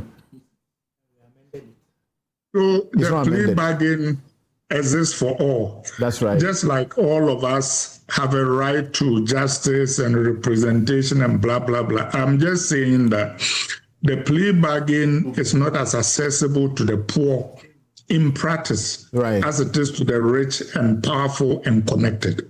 That's the point I'm making. Doc, in the United States, plea bargain accounts for over 90% of the convictions in the United States. In some cases, 98% of the convictions in the United States are based on plea bargains. Yes. And a lot of poor people complain about it because part of why the poor do plea bargain is that they are not able to afford vigorous legal representation. So they end up pleading in plea bargains to things that if they could afford rigorous legal representation, they will not plead to. So all what I'm saying is that in practice, just as in the US, and I thank you for bringing that up, in Ghana too, the powerful and more resource are able to have access to better terms when they do plea bargains. Yeah. Our purpose should be able to equalize justice so that the rich and poor alike will have equal access to all branches of justice and all facets of it. That's what I'm saying. I'm also saying that the idea that sometimes we are too eager to convict people is respectfully bull. I mean, we saw all these NDC people like Dr. Pune and Kwabena Dufo and others dribbled the legal system for years, and as soon as their government came, they were cutting deals for them left and right. That is not justice. It's a perverted justice. And not only that, let me take on Honorable Ajay Bafo, who made a comment on my comment on the MPP. I met Dr. Baumia one-on-one for 45 minutes. They made the meeting public. I thought it was confidential. But I'll tell you one of the things, and when I left, I chose to keep quiet, and I'm an optimistic person, so I still hold out hope that we'll get to where we need to get to. I'll tell you a small part of the meeting. I told him that the day before meeting him, I told my mother-in-law, who is a diehard MPP supporter, that I was going to meet Dr. Bawumia. The woman said, Doctor, yesi momu no one at the buy, so on at the buy there we are dear pa bonabaso. Then he added, and so yesi warm renting crowfood this capra untuminka. I repeated that to the good doctor. He said nothing, no defense. I went on to tell him about the activities of people like Abronya and others and gave him chapter and verse, giving him a chance to defend himself. He said nothing. So respectfully, don't provoke me. There are a lot of things, but I think it was a confidential meeting, so let's leave it here. All right. And that's the reason why I haven't gone Thank you, Dr. Kennedy. So we take a quick break and we return to ask. And some of my panelists have already asked me the question. Is Sedina in jail?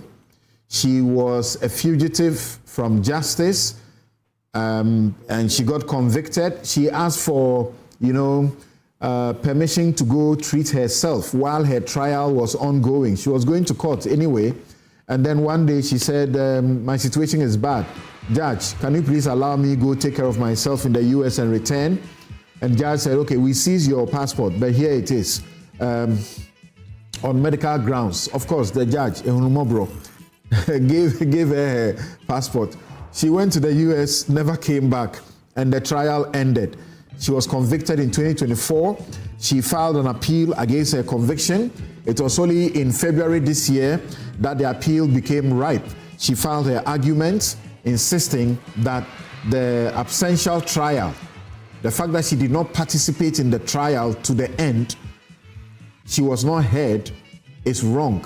The Court of Appeal should say that that is wrong, and that the 10 years is just too much. So that too, something should be done about it. But now a new argument comes up. According to our law, you begin your sentence from the day it is pronounced. Some are saying, since it was pronounced in 2024, she has served 2 years and 2 months already. Some say, no, that is absurd. She has to start all over. What is going to happen? My guest, James Kwabena Bonfe Jr., Bernard Bediako Beidu, Arthur Kobna Kennedy, Justice Youngson, Nana J. Bafoewa. We'll be right back.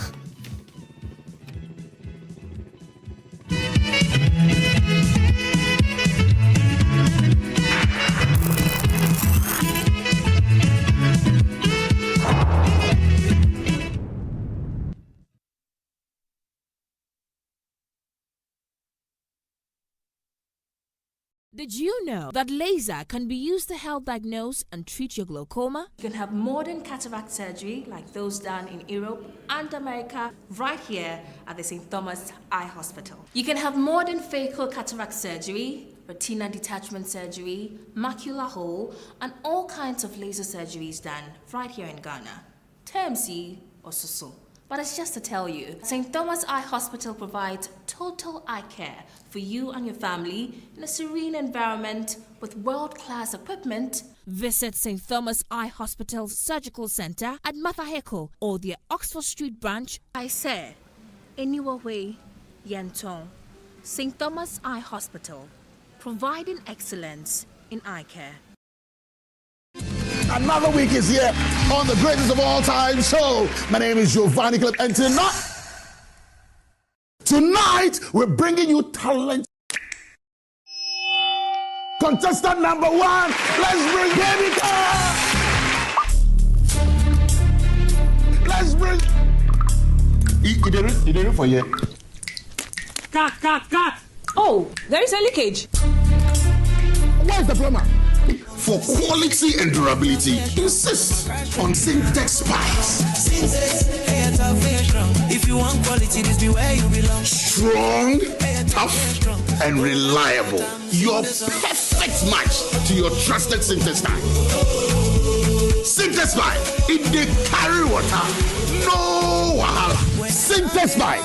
It dey make water dey flow. Syntex, strong, tough. For decades, we have helped businesses connect with their trade partners all over the globe. From Ghana to Burkina Faso, Côte d'Ivoire, Benin, Togo, Senegal, China, Morocco, France, Netherlands, and many other countries. We have made it possible to bring Ghana to the world. We have brought small and medium businesses closer to their customers across the regions in Ghana with our SME support facilities. We have brought relief and smiles to the faces of families with our employee personal loans. With our cutting-edge technology and digital support, we take the burden of complex thinking off you, making life simple. That is who we are, as close as a partner. Bank of Africa. We are indeed the African bank with the global reach.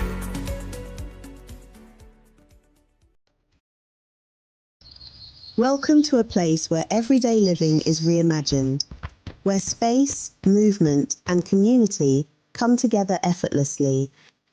With thoughtfully designed spaces, modern facilities, and everything you need within reach, you don't just live here, you feel safe, comfortable, and at ease.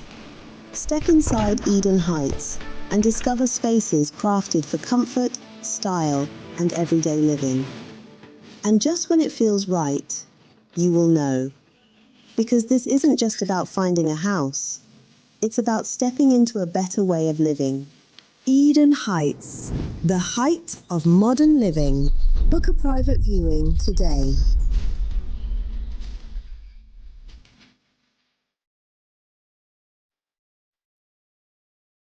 Yes, next. Hey, Nadia Benson. Me didn't tum. Mr. Femi Kalika just call me cockroach. Now, Mr. Femi once now. Hey, it's a you. Improve car. Yeah. Captain Mosquito, double the action.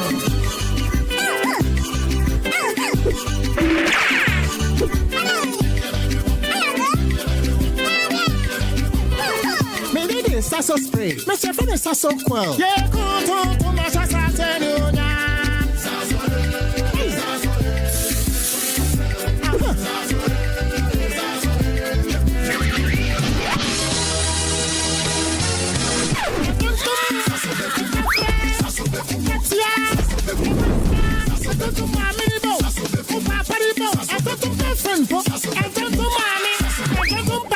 Sasso, come and tum preko.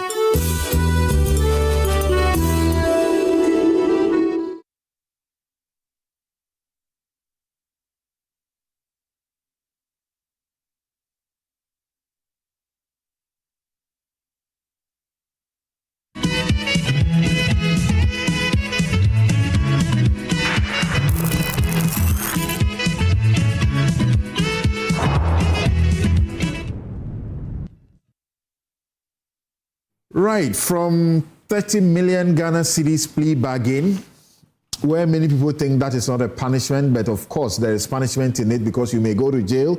In fact, you in most cases, in plea bargains, you plead guilty and there will be the ex-convict tag on you for your life. When we are talking about 30 million, now let's talk about 90 million Ghana cedis. Will she serve the 10 years in jail? Is she in jail in the first place? So, as you know, she faced 78 charges with her deputy, Daniel Axon, and was convicted in absentia in 2024 for stealing, money laundering, and causing financial loss in the amount that I mentioned, 90 million Ghana cedis. She was sentenced to 10 years imprisonment, but she remained in the United States as a fugitive. She has now been extradited to Ghana. We are told that she came in wheelchair. She has an appeal that has been pending since she was convicted. And that appeal challenges, among others, the fairness of the trial in absentia, and the proportionality of the 10 years. She says it is disproportionate. So, let's find out. Will she serve all the 10 years, or she has already served 2 years and 2 months, as some people are claiming? And will she go to the court and ask for bail pending appeal? Will she be granted? Or in the end, if she loses on all of that, on health grounds, she may get a pardon, presidential pardon. On this one, who should I start with? Dr. Yankson. Okay, so Samson, you know, we've been talking about Sedina having been trialed in absentia. And I wonder whether it is truly the case. Because, you see, when the trial started, at all times she was in this jurisdiction, she was in courts up to a point. And then she decided on her own volition to go out of this country with the permission of the court. She refused to come back. So her own act of omission or commission was what resulted in a situation where at the time that the judgment was being pronounced, she was not in court that day. So personally, I even doubt if that amounts to a trial in absentia. Because generally, for trials in absentia, the person never goes through, generally speaking. You never see the person in the jurisdiction or even in the court. I guess it is with an understanding that people understand she's not available, yet the trial has gone. Just like the Benjilo case. You know, in this country, those are the only situations we talk trial in absentia. But they are, because those are popular, I know similar situations. In fact, when Sedina's trial was going on, before the same judge, another person also ran away, could not be found. And then that person too, the trial ended. He was convicted. I don't know if he's back. If he's back, he'll go and start his trial, his sentence. I mean, let me just conclude on this. When the trial was ongoing and she was in this jurisdiction, she had counsel in court as well. That's right. So the court had actually seen you.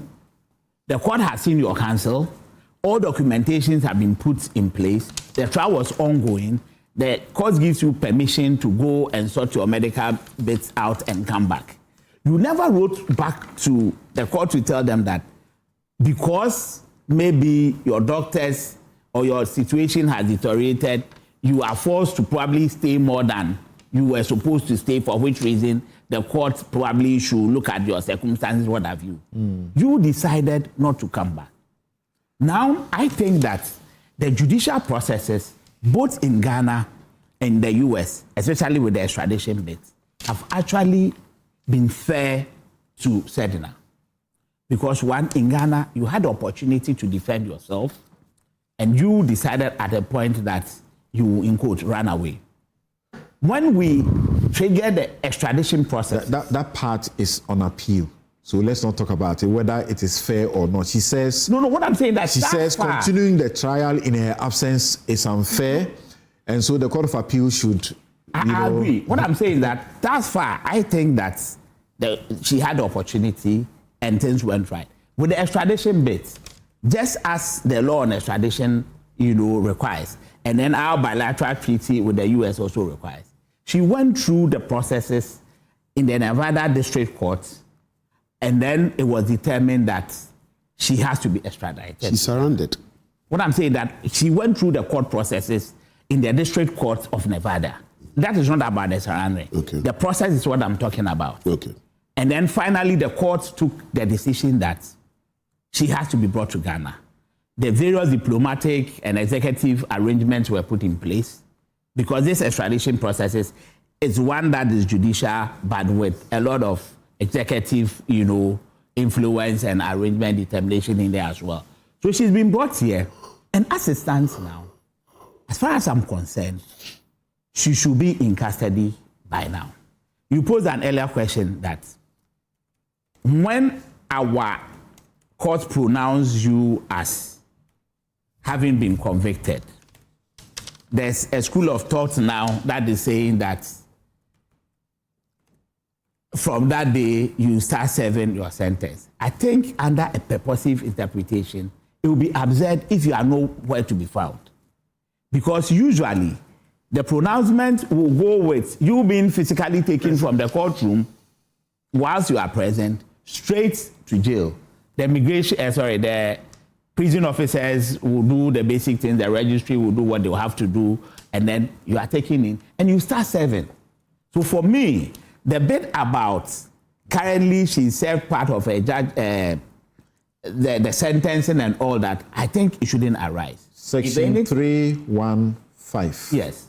of your Criminal and Other Procedure Act says that a sentence commences the day it is pronounced. I agree, but that's why they are saying, if that is what it is, if that's what the law is, then the day it was pronounced, it started. That would be just a literal reading or interpretation. That's why I said, under a purposive approach, the MOPA approach, you cannot tell me that you make a pronouncement, you have not been put into custody, you are free somewhere, partying, enjoying, or whatever it is. And then after a certain number of years or weeks or months, depending on how long you were sentenced, it is deemed that you served your sentence. Serving a sentence includes the physical restraints in the prison. And there are rules around it. So for me, as far as I'm concerned, the sentencing hasn't started. I also respect her decision to appeal to the next level, i.e. the appeal court, because it is part of our criminal jurisdiction or our legal system. As to whether the appeal court will agree with her or not is another matter. But for now, I think the sentencing should start. The question is, where is she at this moment? I think the authorities should let us know. They have told us that when she got to the tarmac and she was wheeled out, she was handed to the police and prison authorities. Yeah, so they should be able to tell us where she is. Look, even if at this point, let's say... She has been convicted to serve and sentenced to jail. Yes. And she's been handed to police and prison authorities. Why are you saying we should be told anything again? You raised that, where is she? Because you see, this is, in quote, a high profile... Should we be asking that question? I think it is just that for transparency's sake, we should be made to know some of these. When people are put in prison, do they show us videos that he's in fact in prison? No, that is not what I'm saying. People have been sent to prison, and we know that as of this, this particular person is at his home. The prison service can even decide to transfer you from his home to Akuse.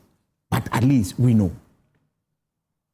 Having a loop from our justice system, you being extradited back to Ghana, having been convicted before you got into Ghana, I think that we should let the system work. If, for example, or assuming without admitting that she even has a health problem, the prison service has a health directorate. They can decide to take care of you in there or bring you to, say, a hospital. But at that point, they know that they brought you from the prison to, say, a hospital. And I think it is fair. It will dampen a bit of the, the tension around, or let's say, the uncertainties as to whether high-profile cases will be treated the same as, in quotes, the ordinary man or otherwise. I think it is just fair. They should let us know. I mean, the AG has taken a position that even before prosecution, sometimes he can do press conferences. So it's all about information giving. And if we ought to know, I think it is just fair. But the criminal justice system should be allowed to take its course. For me, that's the simple thing. All right. Yes, Dr. Wafe. Well, I think my brother asked a very important question. Where is she?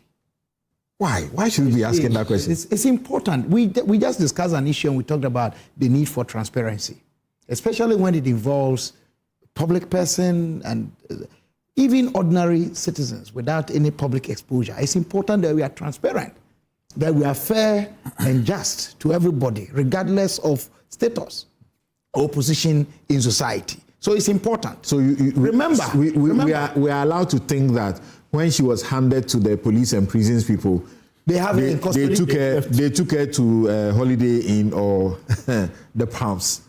No, so she's in prison custody. currently as we speak. They gave her to the people who should take her there. No, so I want from you, do you know for a fact that when they took custody of her, they took her to the prison that she was supposed, because I want to grant... That's the presumption. I want to grant that she started serving the sentence the day judgment was delivered. So she's done some 2 years and what? 2 months. And 2 months. I would have said free. Walking freely or no. He's not saying. I'm saying. He's not saying. Okay. Granted that. Okay. That sentence, that part of the sentence is she has served it, even whilst away. Granted. The moment she landed here, she should continue. And if she was continuing, where were we expecting her to have served the 2 years and 2 months that has already elapsed? That for me is a fundamental question. So where is she? Now you ask the question about her appeal. Something. Was she fair? If the state, she is posing the question that the state was unfair to her, that the trial continued to judgment when she left with an excuse and abused that permission. Didn't report back. Didn't bring any information. The judge bent back, kept delayed. So was she kept asking, fair? Is she coming? Is she not? Was she fair to the state, to the court, and to the prosecution when she did that? She even put Alex Mold in trouble because he stood shorty for him, and his property was at stake. Yes. So really, that argument will not rise at all. She did not conduct herself well with that. But just to add, the court even issued a warrant for her arrest. Yes, at the end of it. Yes.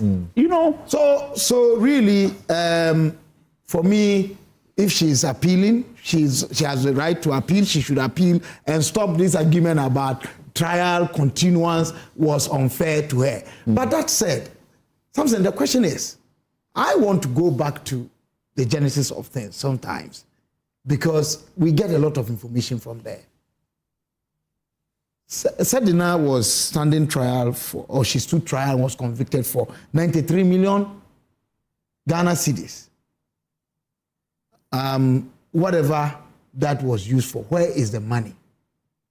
Has the state made an attempt to recover the money beyond the sentencing? Or it is just the sentencing that we are, satisfied with, and that whatever happened to the money, she serves the 10-year sentence and end of matter. I would want to know what the state is doing about it. Maybe we should have done a plea bargain. And collected some of the money. I'm raising an issue with respect to our criminal justice system when it involves embezzlements or financial losses such as this, where we want to concentrate on, if you like, what my brother Bernard was focusing on, the deterrent aspect and not the restitution aspect, where I said you appear to. I'll address it. You see, so we need to look at that. So that it's not as if I get the opportunity or I abuse a certain opportunity to go and amass money at the expense of the state, I serve a sentence and I can come back to enjoy it. I don't think that should be the case. The last point I want to make about this is that we did not need to get here. Samson, what were our state investigative bodies doing throughout that period and only waited to act when the government that Sedina Tamaklo was serving in had left office before they triggered it? No. The extradition I'm not was triggered. No. Yeah. Talking about her prosecution. Okay. It did not start on the extradition request. So let me state this. The extradition request from Ghana was made in July of 2024. Yes. Under Godfrey Dame. Yes. She had filed the appeal on the 9th of May 2024. Yeah. She was, once again, she was, as we know now, She was convicted. You are talking about a different matter. She was convicted on the 16th of April, 2024. And then on the 9th of May, she filed an appeal. And then July 2024, the state triggered the extradition request. And then June 9, we got her back. I'm talking about her trial. When the trial began, it didn't begin with the regime that she served under. And I'm saying that our investigative bodies should have started this thing when she was serving. Because the issues that we are talking about, that Godfrey Dame's team presented to court, related to when she was serving as head of Maslock. And at that time, are we saying that we did not, as a state, see what was going on? I'm trying to preach against the idea that accountability is only possible or prosecution is only possible when the regime you served under is no more in government. But you know that is what we do here, regime accountability. But I'm saying we need to move away from that. That if there are things going on today that are untoward, that are wrong, we should face them. Than wait till a new regime comes and then it takes on the political color and we say all sorts of things. That said, I will conclude that this nation is ours to build. The way we are going about it with these kinds of issues, I don't think we are building. Bernard, the judge waited for her for 16 good months to return so that she could have her turn. And she failed. And the judge went ahead with the process. Yes, I'll deal with that. So, thank you so much. You see, first and foremost, maybe this will help a correction of an impression that has been created, or maybe a factual inaccuracy in something you said. I have a copy of the 74-page.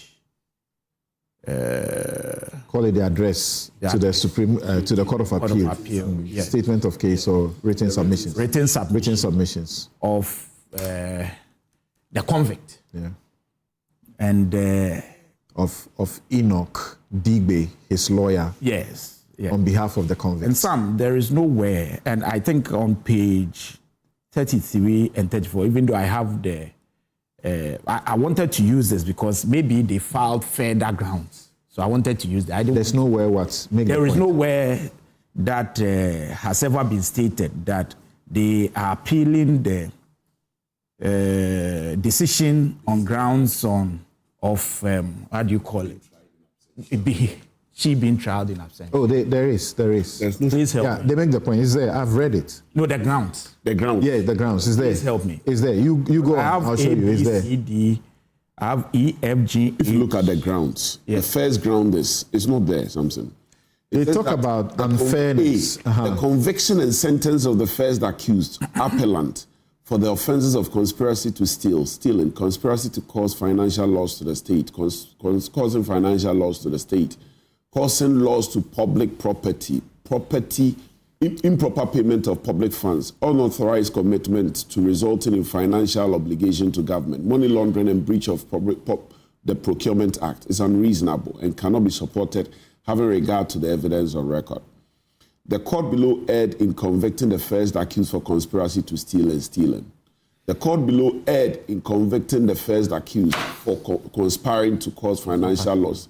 So it's not there. It's not anywhere. Okay, so what I have done, and I can show you, it's part of their argument about the fairness that in her absence, they are raising natural justice rules about it.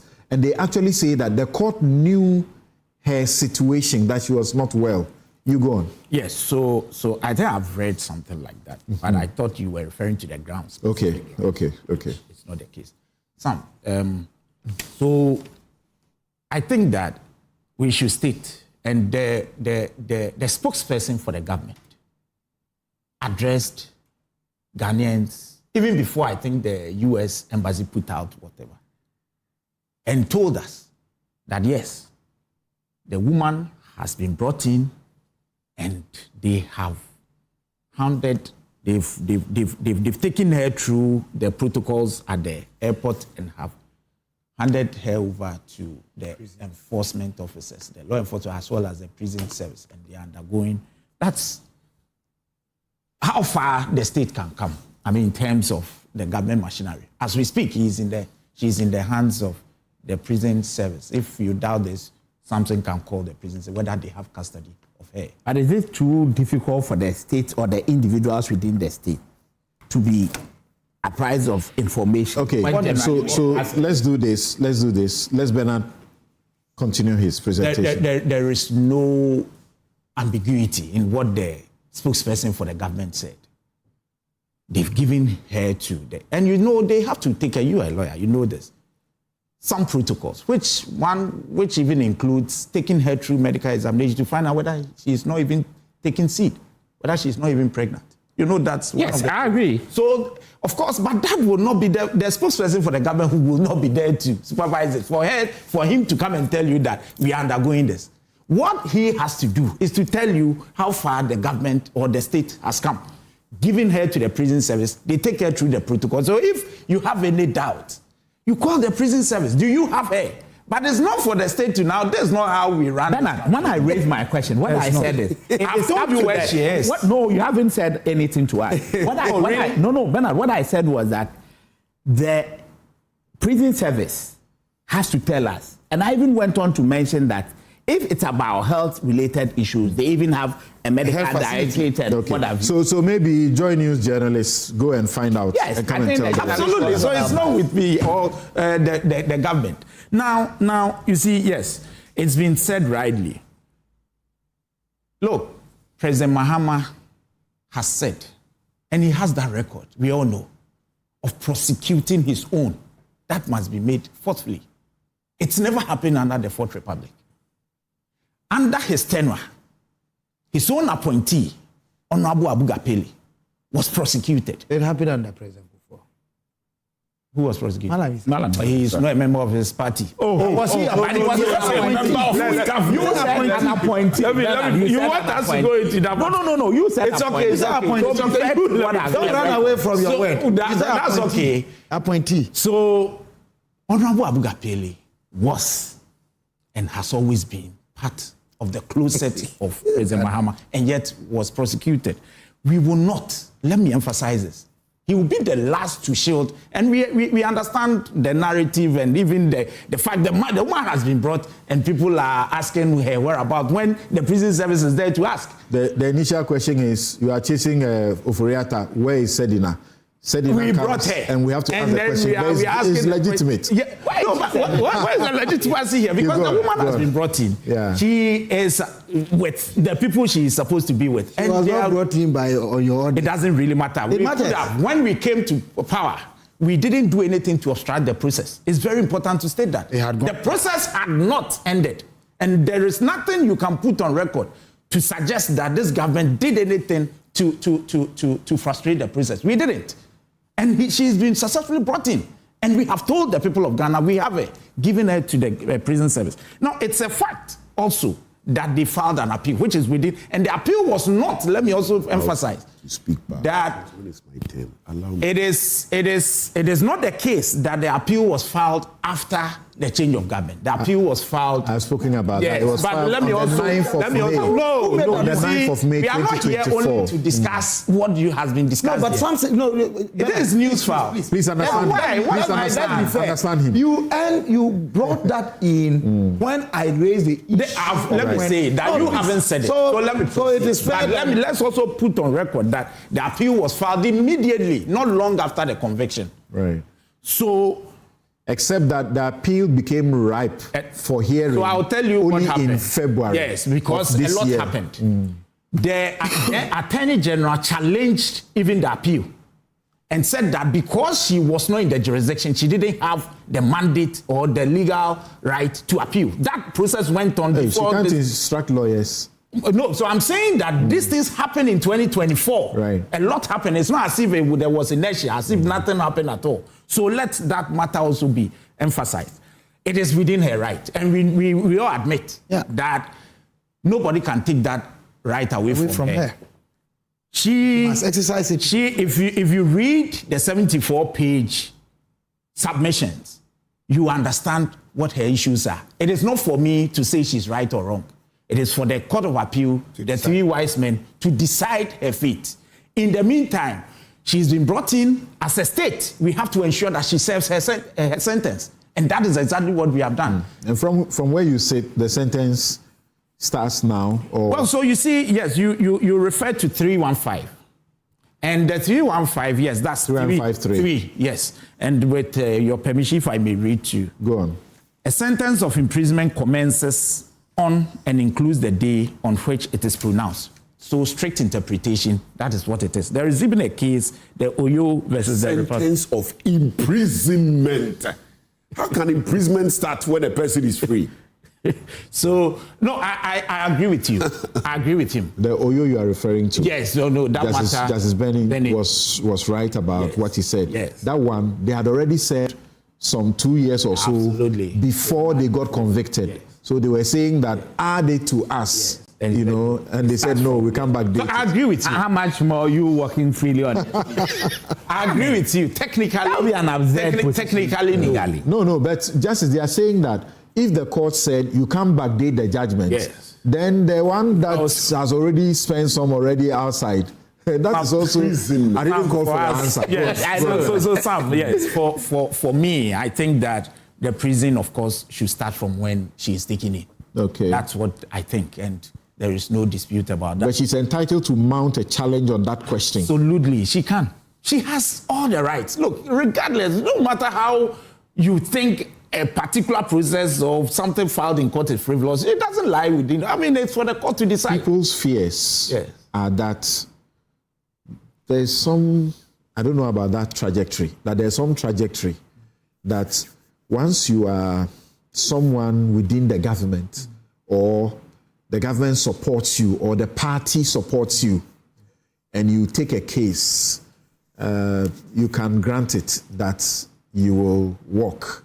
So she may get a bail on pending the appeal, or she may win the appeal and get out, or if she loses all of that,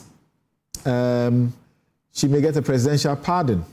I can tell you, what I've heard, I can tell you at least in the interim, I do not know of the fee, but President Mama has never contemplated a pardon. Never, I can tell you on authority, has never contemplated a pardon. In fact, President Mahama has that record of not. You see, people refer to Muntie 3, and it's funny. Did Muntie 3, did anybody steal Ghana's money? You see, that matter is a different matter. So for you to refer to Muntie 3 as somebody, or if you want to compare apples their reference is rather about recent things. They are not talking about last. I've heard that there's. Please, we are not just here. There is Newsfile. We summarize, they summarize whatever has been said within the week. So please, not necessarily you, but you've heard it. People have raised the issue of Muntie 3. And I don't know whether my senior would raise it. But you see, what I'm saying is this. If you want to compare apple with apple, it is about Honorable Abugapele and this one. He even appealed and all that, but he never got the pardon from President Mahama. At least it was on the grounds of ill health that President Akufo-Addo pardoned him. President Mahama believes that if you serve a public office, you must account for it one day. And that is exactly what we have. If her lawyers think that something untoward has happened, they should use the judicial process. Right to and at the end of the day, we are told. Yes, that's what we hear too. That's more ill health than Abu No, but that would not be determined at the airport. That would not be determined at the airport. But there's a reason. There's a reason the public is being told that she was wheeled. But the woman left Ghana unwell, and for the fact that the court granted her access to leave, we cannot debate that. She left unwell. Perhaps she is back unwell.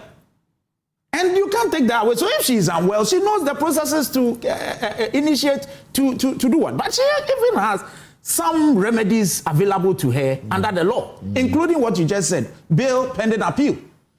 It is for the courts to decide eventually. Do you think if she asks for bail, she will get? She should get it. As a lawyer, do you think she's entitled? I don't know the grounds, but if the grounds, do you think she's entitled? But she would have already been granted bail. Her accomplice didn't run from. But he has been granted bail. But he didn't run. So I want to put that on record. He throughout the trial, and he's been granted got convicted, filed an appeal, and asked for bail. Yeah. That's a different thing. That's a different thing. But he is not the first to be ever granted bail. I ask your opinion as a lawyer. So you see, my opinion. It depends on what the arguments would be. If she is able to produce documents, verified documents from wherever she was, to actually prove that throughout the time we were looking for her and we're not finding her, she was actually unwell, and these are verified. And indeed, because you cannot just be unwell at the time of the extradition. You understand? That would raise. She was actually unwell. She was unwell before she told the court. She never. That's a different. Or she was in coma, perhaps. It's possible. And she had no family who would communicate. It's for her to state that to the court. It's not for the state. And you see, when I sit here, I represent the state in terms of the government of the day. So I'm careful what I say. These are all for her to prove. Typically, when somebody runs away, runs bail, jumps bail. Yes. Do they get bail again when they ask? Typically, no. Okay. Because it's one of the requirements under 96. So, prima facie, you don't expect that she will get bail? No, I don't. If there is something that she has to, if she has a superior proof to what we know, it is for her to put before the court. The superior proof will be that she got into coma and she had no family, nobody to communicate. So let's wait and see. Okay. But you see, what I trust our judiciary, and I know they will do justice to it. But let us also not put in the minds of anybody that should the judiciary grant her any request, it amounts to this whatever theory. Because the government is not interested in having her walk away for free. All right. It is the state against her. And for now, the state is ensuring that she serves her sentence. Whatever right she has under the law is for her lawyers to proceed with that. Great. The three wise men will determine it. Yes, Nana, it's your turn. So, a few housekeeping matters to start with. Being tried in absentia is not the same as not being represented or not participating in the trial. There are two different things. Explain to us. So, when you are tried in absentia, it simply means that the trial took place in your absence. However, you may have had representation in the course of the trial. And so it is not to say that Sedinam Tamaklo did not participate in her trial. In fact, when you look at the judgment, she participated through her lawyer, my very good friend, Agbesi Jakpasu. Indeed, Agbesi Jakpasu cross-examined the prosecution witness as lawyer for Sedinam Tamaklo. And so she participated in the trial. In fact, the only thing she did not do was to have opened her defense. In other words, to have called witnesses to support her case. And that is central. But you forget that, firstly, you have a right to call your defense. If you choose not to, right, it does not make the trial defective. It doesn't. There was actually a submission of no case before things proceeded. And so she participated fully in the trial. Indeed, evidence in trial is not limited to the evidence of the prosecution. Cross-examination evidence, which is adduced by your lawyers, also amounts to evidence. And so she fully participated in the trial. Partially or fully? No, if you say partially, it means that she was denied the right. She wasn't denied the right. There are choices. We as lawyers make choices. I've been in a matter where, look, I was representing an insurance company, a major insurance company, in an employment dispute. When the plaintiff was done with his case, I told the judge that I would not call a witness. And I didn't call a witness. That would not be the first time. These are choices you make as a lawyer in a matter. And so If the lawyer did not withdraw, stayed, cross-examined for the prosecution to close his case, nothing stopped the lawyer from calling witnesses.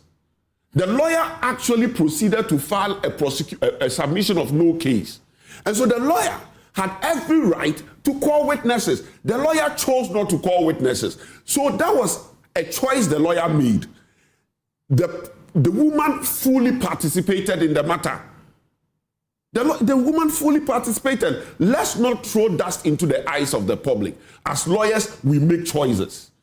If lawyer Agbesi Jakpasu had chosen as lawyer for Sedinam Tamaklu to withdraw as the lawyer, when Sedinam left and the court decided to do trial in absentia, they would have said there was no participation. But the lawyer participated, and the lawyer chose not to call witnesses. So there was participation. It is on the basis of that the court went or proceeded to evaluate the evidence before it, and then deliver judgment. Her presence was necessary to the extent that at the point of judgment, right, or immediately following it, she was supposed to have been handed over to the police and prison officers for her to be taken into custody. That is where the absentia or her absence became an issue. But it is not in respect of the trial. These are distinct matters and we need to put them on record. Now, let's proceed, my brother. We should also put on record that her judgment, her conviction and sentencing was in April 2024. By July 2024, the government of Nana Addo Dankwa Akufo-Addo, right, by the Attorney General of the time, Mr. Godfrey Adame, had initiated proceedings or processes to ensure that she was returned to Ghana by July 2024. So not long after the conviction, the government had taken these steps. It should also be put on record that proceedings had been ongoing from that period, but Sedinam was fighting it, but only decided to return to the Republic of Ghana when the NDC government took office. So she surrendered. So she surrendered to the American authorities that she wanted to come back home. So the whole processes did not come to its lawful conclusion. She took the option of surrender. And so that should also be put on record. Why do you think she would have done that? Obviously, I'm coming. And you will see where I'm going to. My brother, we should also put on record that in this republic, no appointee of President Mahama has been convicted during his tenure. That is necessary because there's a distinction between prosecution and conviction. They are two distinct things. In fact, whilst the case of Mr. Abu Gapele was ongoing, the trial of Mr. Alfred Agbesi-Woyome was also ongoing. Whereas Agbesi-Woyome's trial was completed during the tenure of President Mahama, Mr. Abu Gapele's was not completed. It came to an end during the tenure of Nana Addo Dankwa Akufo-Addo. When there was evidence of money taken by Mr. Agbesi-Woyome, we saw how the trial panned out, right? And so we have to put on record that no conviction has taken place. And there was the potential that Abu Gapele's could have ended in the manner which Agbesi-Woyome's ended. I said there was the potential. And that's a potential. I'm saying there was a potential. And we have to put that on record. This record is very necessary because of recent happenings. And I'm happy you raised those issues. In recent times, we have seen a trend where the government has done everything to make sure that its appointees or members of the ruling party don't go through trial or don't go through prosecution. And for that matter, don't see conviction. We even saw that in the case of a gentleman who speaks for the government outside of the country. We saw that where, the Supreme Court, found a way to make him go, not suffer the wrath of the court, the order of the court. We saw that. And so when people begin to be suspicious, it is not in a vacuum. It is on the basis of these facts that the people are suspicious. In fact, the people will be suspicious when we file a right to information request to the Attorney General to disclose to us the terms of his agreement with Dr. Dufour in that settlement arrangement, and the Attorney General refuses to make that disclosure. When the Attorney General is requested to appear before Parliament and make these disclosure, and even before the representatives of the people, they find a way not to make that disclosure. It raises suspicion about the transparency and credibility of the government in terms of the happenings of these matters. And so I'm not surprised that Ghanaians are suspicious that Madam Sedinam Tamaklo is indeed not in prison custody. But I want to put it on record that the constitutional, like members of the constitutional and legal affairs of Parliament, the MPP members on that committee, will be taking steps in the coming week to confirm, to verify that indeed she's in prison custody. Because if the government is not going to make that disclosure, we are going to ensure that the people of Ghana get to know. Because it cannot be business as usual, whereby when members of the ruling party commit one offense or the other, a separate justice system is applied to them. But when the ordinary Ghanaian commits an offense, he is treated like an ordinary person. There should be equality before the law, and that's very important. What are we talking about in terms of Sedinam Tamaklo? When you read the judgment... But serve them notice before you go, so that you don't meet what happened at the Afari hospital. We are going to come to that. We'll serve them notice. We'll serve the necessary notice. Samson, Sedinam Tamaklo. She was... It's actually Sedina Tamaklo. Sharon. She has been convicted and sentenced for stealing, whilst the chief executive of Maslock. Do you know Maslock, what they do? Small loans that are supposed to be given to our women in particular, the market women, to support them. Small loans, state money, which is supposed to be lent at very flexible terms and rates to these people. She was charged for stealing them. One instance of them, one of the charges, it had to do with money which she had lent, right? Which Maslock was supposed to have lent to a savings and loans company called Batampa. Yeah. That money, they decided to return it because they were no longer interested in the loan arrangement. She, rather than having them pay the money into the company's account, though she had paid by check. Even though they also wanted to return in check. Then she said they should rather bring cash. And she arranged for them to meet her at Bachuna, Total. And when she met them... Before you proceed, sorry. So she gives money to the Obatampa savings and loans, is it? Yep. Then they have to now negotiate the interest. Mm-hmm.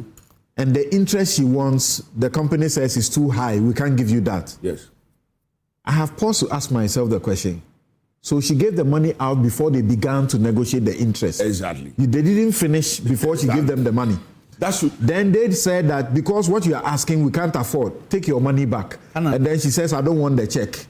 Bring me cash. Go on. That should tell it. That should tell you what she had been doing there. Samson. She acknowledges receipt of the money. That evidence is tendered in court as Exhibit A. Prior to that evidence being tendered in court, at Yoko, she said that she recognizes the signature to be hers, except that she denies that she's the one that signed it. At the court, her lawyer cross-examined the board chairman or the representative of Obatampa. The representative of Obatampa actually came to court to testify. Her lawyer actually cross-examined the representative of Obatampa. The court actually found, on the basis of the evidence before it, that indeed she has stolen that money. Right? There were several of such evidence. We were allowed to talk. Why are you prompting him to let me stop? You've done beyond.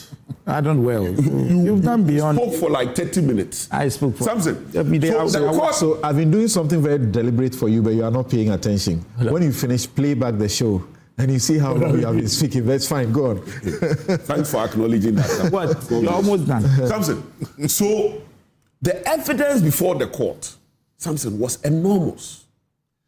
The court, stealing of an amount of 3.19 million cedis. Now, causing financial loss of 1.9 million cedis. Committing manslaughter into various transactions, procurement transactions, without board approval, without procurement authorization by the PPA, right? Running to the tunes of millions of cedis, right? His lawyer actually cross-examined the money to the victims. The money to the victims. Money supposed to be for the flood victims. Or no, fire victims. She kept all of them to herself. No, by the record, she kept some, not all. Samson. Money for sensitization, money for monitoring and evaluation. And all of that, please, the record showed that some was done, not all. So don't say all of it. And this is, you see, what we are discussing on this table is not an allegation. It's a judgment. Yeah. And the evidence before the court has gone through the fire of cross-examination. That's why it's under appeal. I agree. But Samson, the point we have to acknowledge is that we must be careful. You see, we cannot compare Chairman Wontumi's case to this. And I want to make that point because of what I'm going to say. Which of his case? We said in our Tamaklo's case. Which of Wontumi's cases? Whatever. We were the plea negotiations and all that. The exim case. Yes. We have to be careful. This is a case of a government appointee, an appointee of a government, taking advantage of an office to steal public money. We need to be careful because we must, particularly because of recent polls where the Ghanaian people are becoming despondent of politicians, and in some section they are calling for military rule and so on and so forth. We should be careful as appointees. There are times when, at this point, I'm making it to President Mahama. There are times when, like it happened in the Bible, there are times when we should allow people to be crucified just to save the face of politicians or the political class. We should not be seen to be doing anything to protect some of the people. Look, there is an unfortunate, for me, it may be a coincidence, but it raises red flag because of what I've done as a lawyer and a risk person and so on and so forth for these years. Samson, not long after Sedinam Tamaklu, before Sedinam Tamaklu, a few days before there will be the announcement that Sedinam Tamaklu will be returning home. Then her main accomplice was granted bail by the court. Pending appeal. Was granted bail. Right? As though to prepare for events ahead. We have to be careful. So you have done many cases where someone is in custody, you file an appeal, you ask for bail before the appeal is determined, and you get the bail. Circumstances are different. Facts are different on a case-by-case basis. And when you have a circumstance of this nature, we have to be careful. That's all I'm saying, my brother. Now, what, in terms of Maslock and the issues arising and all that, Samson, I want to end by saying that we need a lot more transparency from the Attorney General when it comes to when it's dealing with its own. That transparency is not forthcoming. You see, take somebody like Dubois' case. Take somebody. I need you to conclude. Okay. I'm going to take Dubois' case, for instance. This is the Attorney General who decides to even withhold information. When, as Minister of Justice, you should be disclosing information. Well, the court has compelled them to disclose it. Let's move on. The Attorney General withheld it first. Otherwise, the court wouldn't have compelled him. Now, when it comes to his own, he's dealing with them with a different standard. How? Something, the knowledge prosecutors. Now, Sedina's accomplice, how it was approached. Go and find the ruling and read. Sedina's accomplice. Is the Attorney General the Court of Appeal? He was the Attorney General represented the state. The Attorney General represented the state. And did what? Something. You mean to say that it doesn't take two to tango in litigation? Is that what you mean? You haven't said anything. Good. The court granted him bail, not the Attorney General. Be careful, Samson. The court will grant you bail based on representations from both sides. We should be careful not to be seen that when it comes to our own, the Attorney General has a different approach. In this case, the Attorney General did not oppose the bail. Is that what you're saying? Samson, I'm saying that we should be careful not to be seen that when it comes to why is it that in respect of Edubuahin, a crucial... You are insinuating, you are not saying anything. I'm saying that, why is it that... What did the Attorney General do wrong in the bail application of Daniel? Did he oppose the application or not? Wait. Samson, wait, let me ask you a question. First and foremost, haven't I given you a background? You have. The background from the very many knowledge process. You have. Haven't I?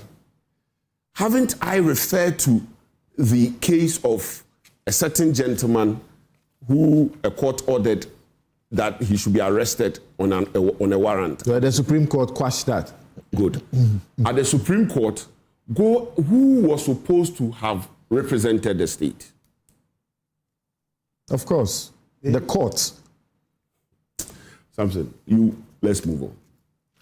That case was against... I'm saying there is a trend. That case was against the court. I'm saying that there is a trend. That trend suggests an uneven... You have still not said anything. You haven't said that the Attorney General did not oppose the bail for the former Deputy Maslock boss operations. You haven't said so.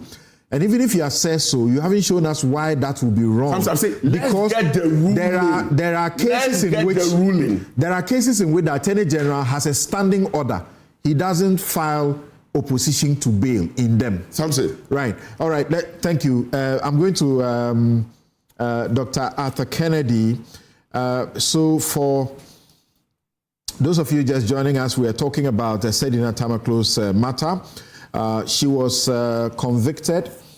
Conspiracy to steal 17 counts of that, willfully causing financial loss to the state 20 counts, stealing 15 counts, conspiracy to willfully cause financial loss 12 counts, money laundering 4 counts, causing loss to public property 3 counts, improper payment of public funds 2 counts, contravention of the Public Procurement Act 2 counts, unauthorized commitment resulting in financial obligation for the government 1 count. So those of you who are familiar with the case, there were purchases of cars, vehicle purchases, a lot of them, many vehicles, and the finding by the prosecution, which the court affirms, was that the places where she goes to buy the vehicles, they check, and if they sold the vehicle to her at say 100,000, like a month before, that same place was selling the vehicle for say 50,000. And you know, it's the small cars, big cars, plenty of them. That's what brought the money so much to 90 million Ghana cedis. All right, so yes, Dr. Arthur Kennedy, what do you say about this? Legitimate asking, is she really in jail? And I was asking the question of, is it Dr. Bonfe, if handing her to the police and prisons, they were supposed to take her to the hotel. She should be in jail. The conviction is clear, and you've read a lot of the charges. I think only lawyers would argue about whether when you spend a couple of years relaxing abroad, you have served some of your sentence. You know, it is common sense on the streets that if you haven't been in prison, you haven't served any of your sentence. So she should be in prison. I think the Americans will not extradite somebody whose health will be jeopardized by the extradition process. Okay. So it presupposes that if the Americans sent her down, they thought that she was in good enough health to travel. Of course, the Ghana Prison Service have healthcare facilities. There are prisoners who spend time in hospital when they are not well. So I take it for granted that they will take good care of her health. And I think that she should be allowed to go through the appellate process and all her rights should be respected. But I go back to my basic point. There is an increasing perception that we have tiers of justice. And that when your government is in power, the law is far more lenient to you than when your government is out of power. And that even if your government is out of power, if you are a powerful, connected person, the law seems to treat you differently. That sentiment underlines some of our dissatisfaction with our democratic process. You said perception. You said perception, but that is perception informed by facts, evidence on the ground, right? So it may be factual rather than perception. Well, both. I was just being diplomatic, but I say that our justice system must not only be fair, it must be seen to be fair so that the powerful will be punished just like nobody's.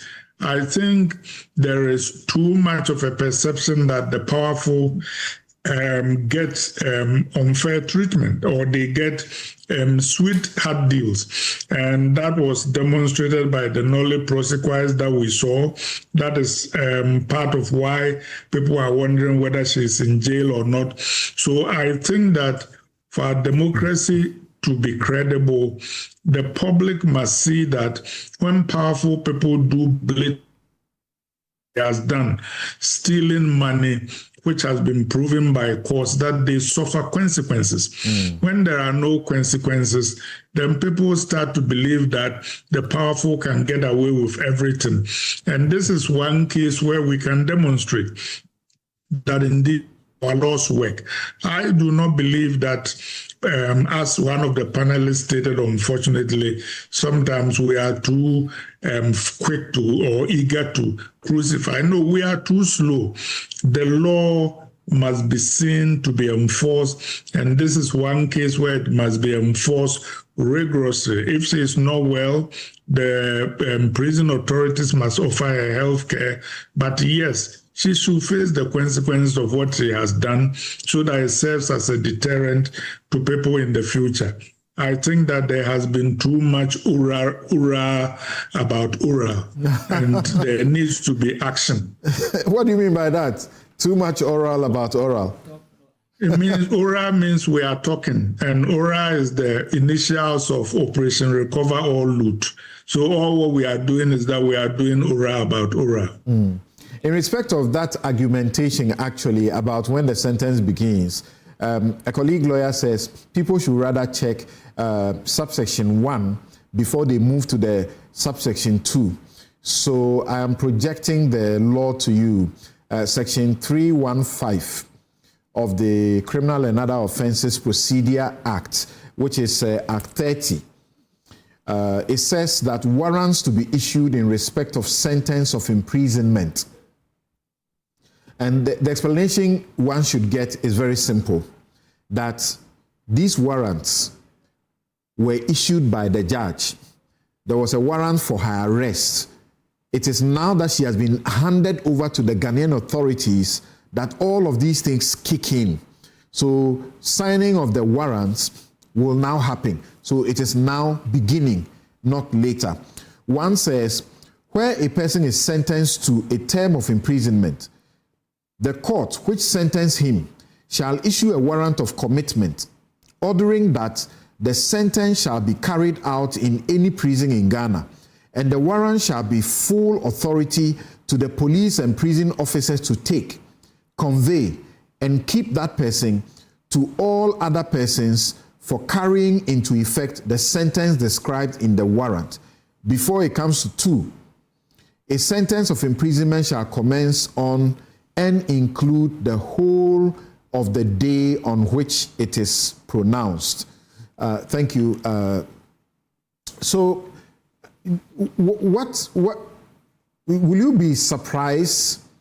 And if you get surprised about what I'm going to ask you about, will that surprise suggest to you that she's being treated with levity because she's, NDC?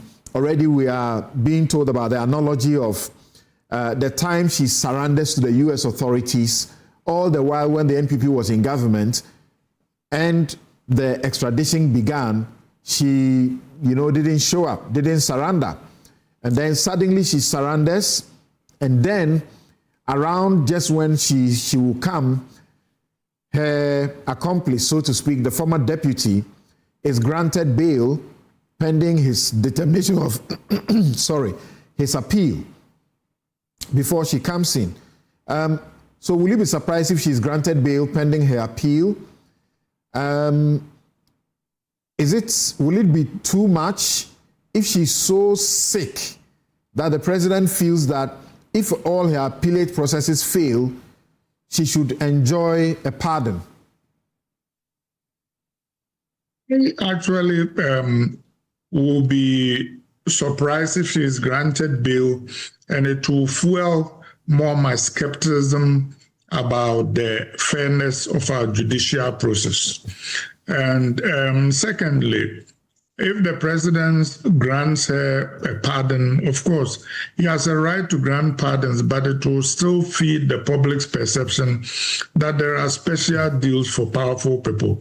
I think that in this country, you are in more danger being a cassava or plantain thief than stealing millions from the state using a pen or connections. And I stand by that conviction. And if the president does that, it will only go to fuel that perception. Of course, you can do a pardon in which the person does restitution and brings back punitive damages, just like a plea deal. If something like that happened, I'll be more understanding of it. But for now, I think that she must serve her sentence.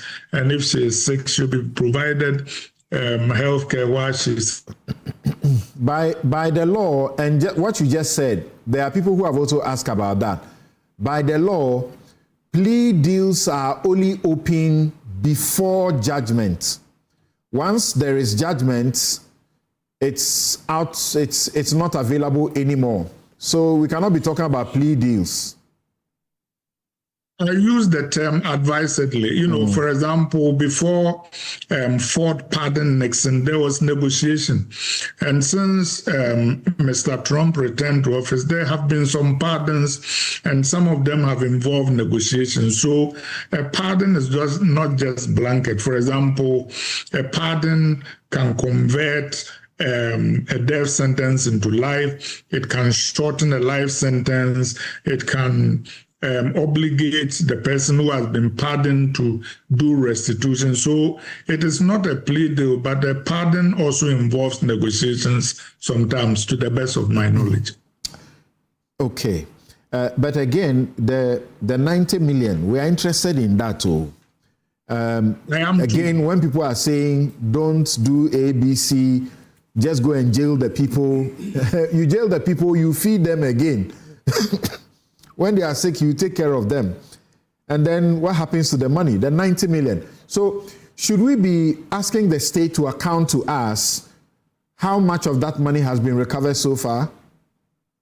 Yes, and I actually think that a custodial sentence is not incompatible with recovering the benefits of the loot. That's right. So I think that financial reparation can be part of the sentence. Correct. And whenever possible, it should be. Right. All right. Thank you very much. And I need to state this to Ajay Bafo Ewua. So I'm reading verbatim. I was the attorney in charge of the case, and throughout his bail pending appeal, I handled it from the High Court to the Court of Appeal and to the Supreme Court, where he was finally granted bail.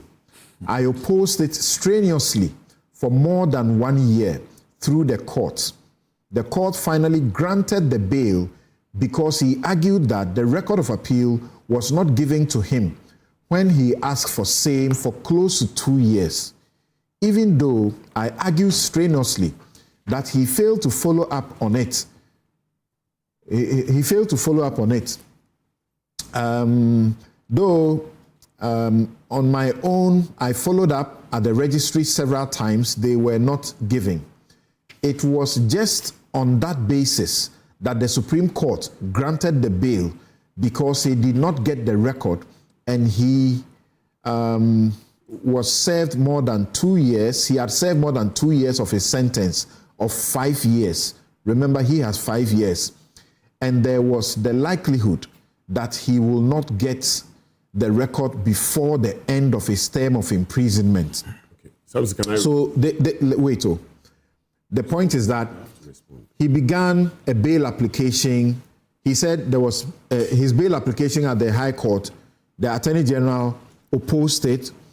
His bail application at the Court of Appeal, the Attorney General opposed it. It then had to go to Court of Appeal, Supreme Court, where he eventually got the bail granted.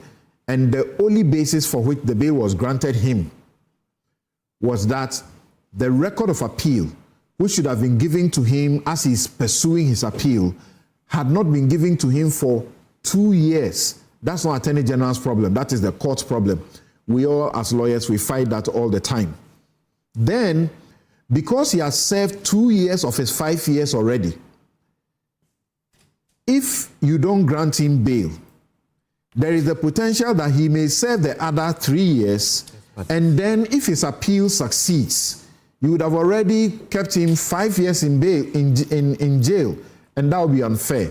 So this is from the state attorney who did the case in respect of the former deputy director of Maslock, Daniel Axim. I don't know if that's the name, how you pronounce it. Yeah. Samson, this is my response. First and foremost, when you appeal against a matter, it is not the AG's duty to follow up the record of proceedings. You, the appellant, you follow up because it is your appeal. No, the point of this attorney is that you were unfair to the AG's department because you insinuated that they may have slept on the job and allowed the guy to slip through. Samson, from where I sit as a politician, particularly the committees I sit on, the information that comes to us, that's why I was very careful not to say anything. Because I kept asking you to show us what wrong the AG had done. And you know that is not my nature. You know me. But I'm very careful. And he's having a tough time. Yes, I'm saying that, Samson, disclosure at this point, would mean so much. But let me put it, Samson, you and I know that when you file an appeal, it is not the AG's duty to follow up on the record of proceedings. It is the appellant. And so that cannot be a basis to grant bail. Okay. That cannot be a basis. So we have been, whilst we are having the discussion, we have been checking on the prison authorities too, to be sure about her status. So far, they are unable to tell us of her status, but they have assured us that they will give us information on her. That's the conviction was in April 2024. Correct. Right? The bail was earlier this year. That cannot be 2 years. Go ahead. Samson, a lot has been said. Let us put... That's 2 years. No, April 2024. It's proper perspective. Right? So April 2024 to April 2025, 1 year. And then earlier this year, before April, that is not 2 years. Samson. Almost. Go on. It is never the case, and let's say this. We are lawyers, apart from the fact that we are also political animals. It is never the case it is never correct to say that in the trial of Sedina Tamaklo, she fully participated. That is not true. Please allow me. You said a lot of, I beg you, this time, allow me flow. You said you are lawyers. Yes. So if you disagree, I disagree with you on a lot of fronts, but I allowed you. Please allow me. It is never true that she fully Look, yes, we all know that trial in absentia, your lawyers can be there. That's what the law says. They can be there. But the lawyers cross-examine based on the facts that has been put before them. The lawyers do not state the case of the accused. That is factual. It is not for the lawyers. There's a criminal matter. It's not a civil matter. It is not for the lawyers to state your case before the court. But the facts as he presented them are factual. That her lawyers cross-examined. Yes. Right? Yes. And that was a process that she participated in. Absolutely. I only said he should say partial. And that's the point I'm making. That fully, the word fully is not true. All right. So Thank please, you. Something, a lot has been said, please. You are not going to start. I beg you. No, I'm not starting. A lot has been said. It is also... I choose not to call the witness. No, please. No. But in this case, you are not sure. The public haven't heard him. You speak to the public. So it is not the case. Yes. So it is not the case that she would have chosen not, or she would have elected not to call a witness. She was not available. And I've said that is not the court's fault. Nobody is faulting the court.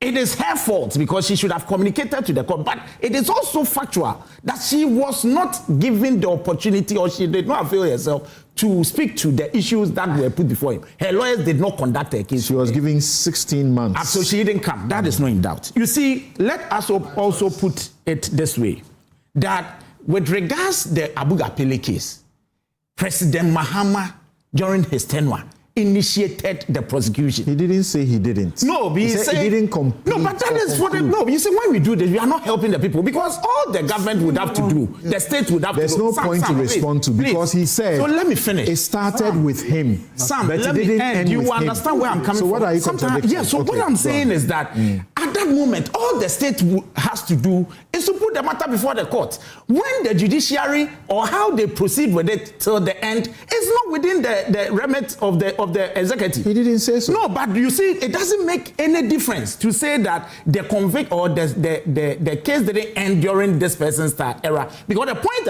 I made was that he initiated this case against him. Nobody has contested that. Well, I know we are politicians. I know. So it must be made forcefully. No, you see, let us also put it this way.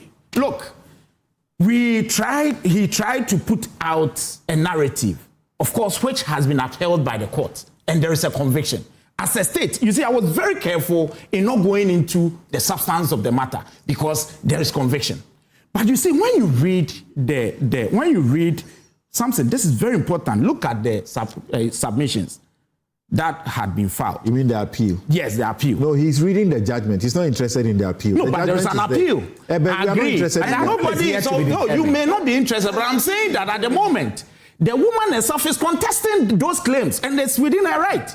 Do you understand the point I'm making? Yes, there is conviction. Nobody is saying there is no. To the extent that the judgment has not been overturned, it remains the facts. Absolutely. Yeah. Nobody is saying that. But it's also important. I mean, there is nothing wrong with putting out what the claim is now, her contention. There is no problem with that. But I would like to read. Okay. I didn't want to go. Read her contention. You see, you allowed him at the time. No, I'm going on a break. Pay attention. That's what I mean. So read page 50. I think 52. You're getting a lot of time. All right. So we are waiting for Bernard to bring. Bernard, you're getting a lot of time. Bernard is reading. No, I'm not getting a lot of time. Says that transparency, trust, accountability, they are not mutually exclusive.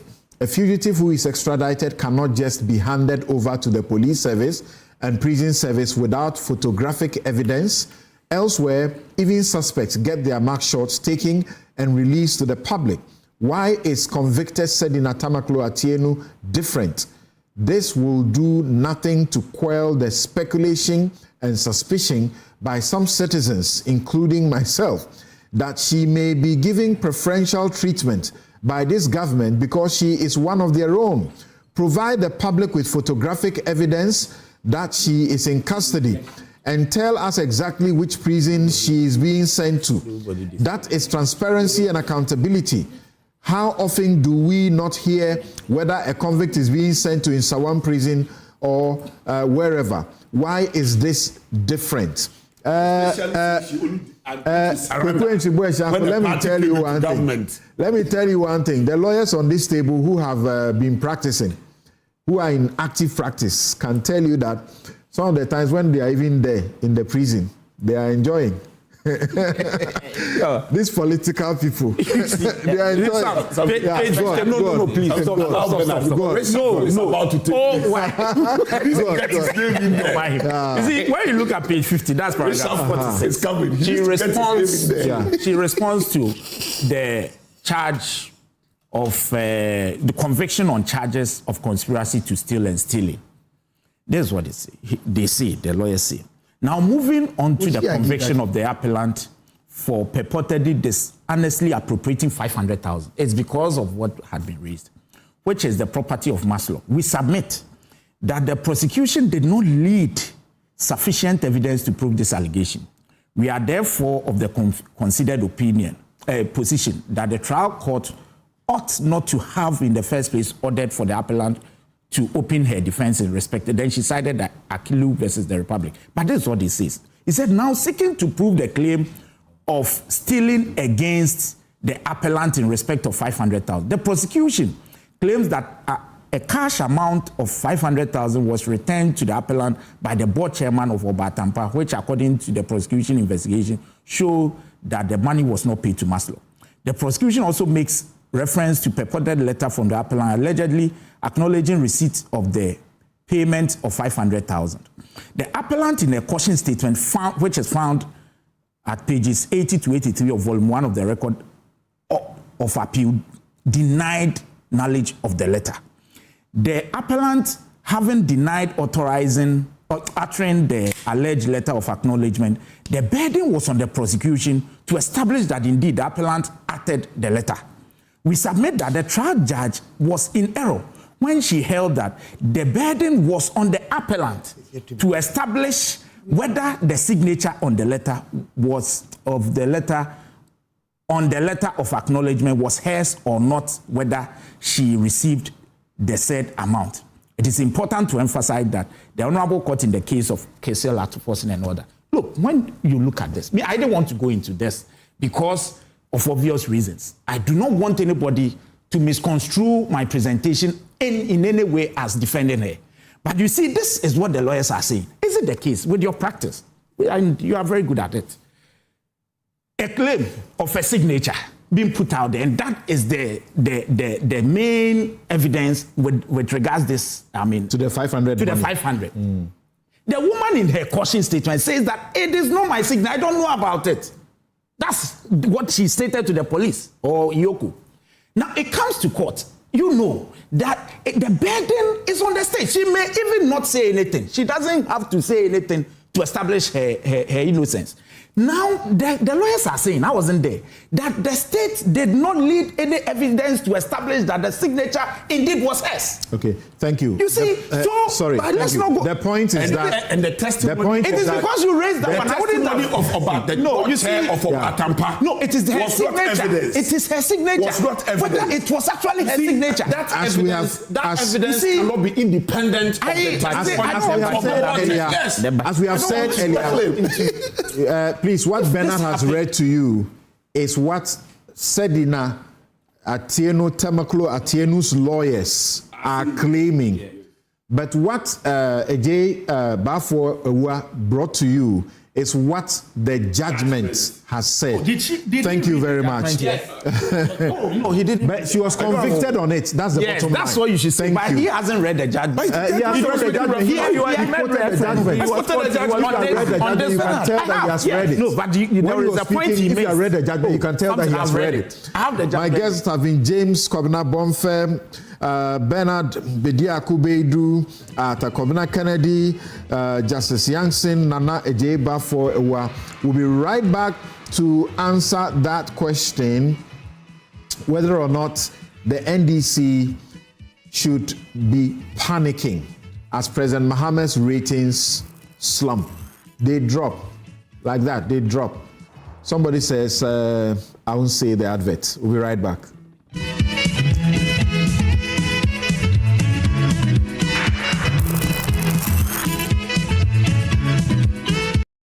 Do you want a healthy smile? Persistent bad breath could indicate gum disease.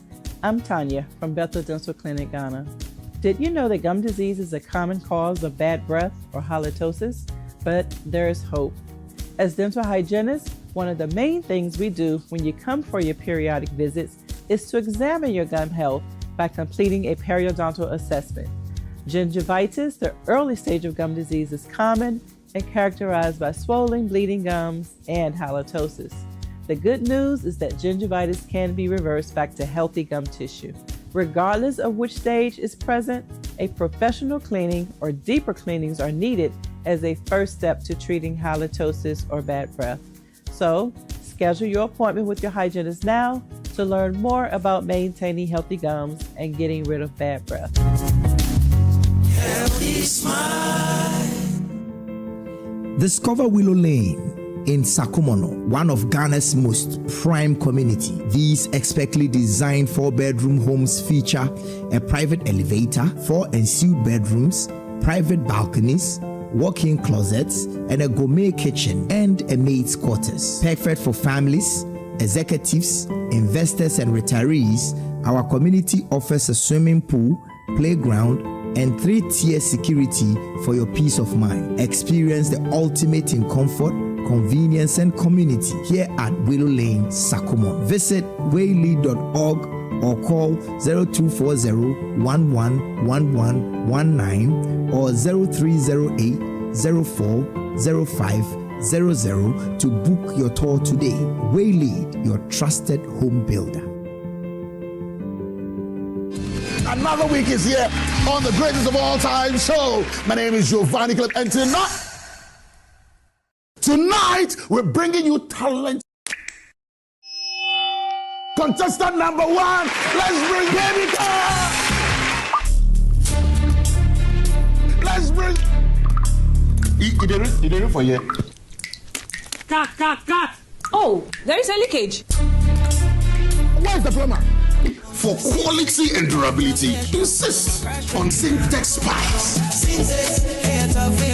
If you want quality, this be where you belong. Strong, tough, and reliable. Your perfect match to your trusted Syntex pipe. Syntex pipe, it dey carry water, no wahala. Syntex pipe, it dey make water dey flow. Syntex, and you're strong, and you're tough. For decades, we have helped businesses connect with their trade partners all over the globe. From Ghana to Burkina Faso, Côte d'Ivoire, Benin, Togo, Senegal, China, Morocco, France, Netherlands, and many other countries. We have made it possible to bring Ghana to the world. We have brought small and medium businesses closer to their customers across the regions in Ghana with our SME support facilities. We have brought relief and smiles to the faces of families with our employee personal loans. With our cutting-edge technology and digital support, we take the burden of complex thinking off you, making life simple. That is who we are, as close as a partner. Bank of Africa. We are indeed the African bank with the global reach.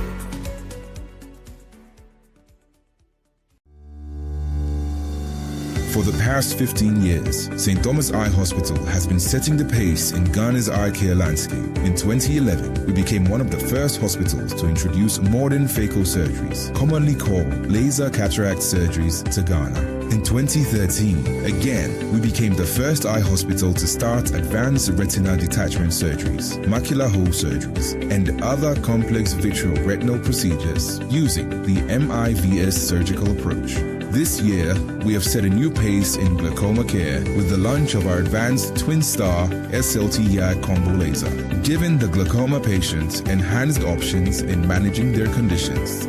We are a premier ophthalmic group practice with 11 specialist eye surgeons working together and leveraging technology to advance eye care in Ghana. We have 4 branches in Accra, Tema, and Kumasi. You may call us on 024-686-6580 or visit our website at www.stthomaseyehospital.com. St. Thomas Eye Hospital, providing excellence in eye care.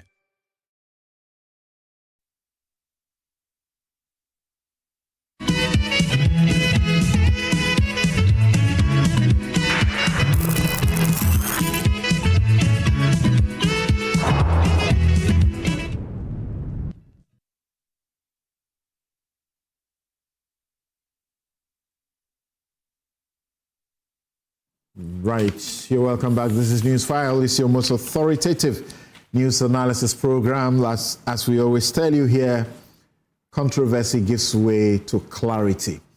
And Mohammed's ratings have dropped. The NDC, should they be alarmed by the IEA survey? 9.1 drop. The survey was done in May 2026. And it showed John Mohammed's approval ratings dropping from the 68% in December 2025 to 58.9%, a 9.1 fall. Disapproval stands at 28.4%, with 12.8% who are undecided. The approval was driven mainly by perceptions of economic management. That's 73.5%, while disapproval stemmed from cost of living concerns, 30.9%, electricity, 29.9%, and corruption, 19.1%. So is Mohammed's political capital eroding beyond repair, or is this just a temporary dip in a volatile electoral climate? Should the NDC panic, or they should not? They should dismiss these as elite-driven statistics with little grassroots resonance. And this show is brought to you by Bank of Africa, strong as a group and close as a partner, MTN everywhere you go. Ashesi University, educating ethical and entrepreneurial leaders for Africa. Robert & Sons Optical Services, your comprehensive eye care service provider for 33 plus years. My Way Insurance, dial *165# on MTN to join My Way today. Syntex Tanks, it's strong, it's tough. Safari Valley Eco Park, bringing you closer to nature. Gold Board Jewelry, pure, precious, proudly Ghanaian. Malcolm, your #1 shopping destination. Waylead, your trusted home builder. Bethel Dental, the smile starts here. St. Thomas Eye Hospital, providing excellence in healthcare. And Curl Charcoal Toothpaste, happy smile. Let's begin with Dr. Bonfe. You are the people who know the political, situation well. Isn't this normal that immediately you win power, and the way they win so massively, they won so massively, the survey in 2025, was spot on. But as the years go on, it will drop. So this is natural. They shouldn't be panicking. Well, Samson, thank you very much. I think that with your kind permission, I'll just lump this and Afari Matter and leave you to finish. I have maintained on this platform before that an interrogation of the 2024 elections outcome would sober both winners and losers. How? And it should tell all of us within the political space that the electorate are as discerning as they ought to be, and they make choices, including choosing not to vote at some point as a way of voting. Now, if you look at it carefully, and you juxtapose that to what we are confronted with now, the IEA survey, I am not surprised that approval ratings of the president will drop. I've not looked at the study, I haven't seen it. I will not be surprised. A lot has taken place within the period, and it will be surprising if the president will have his approval rating go high.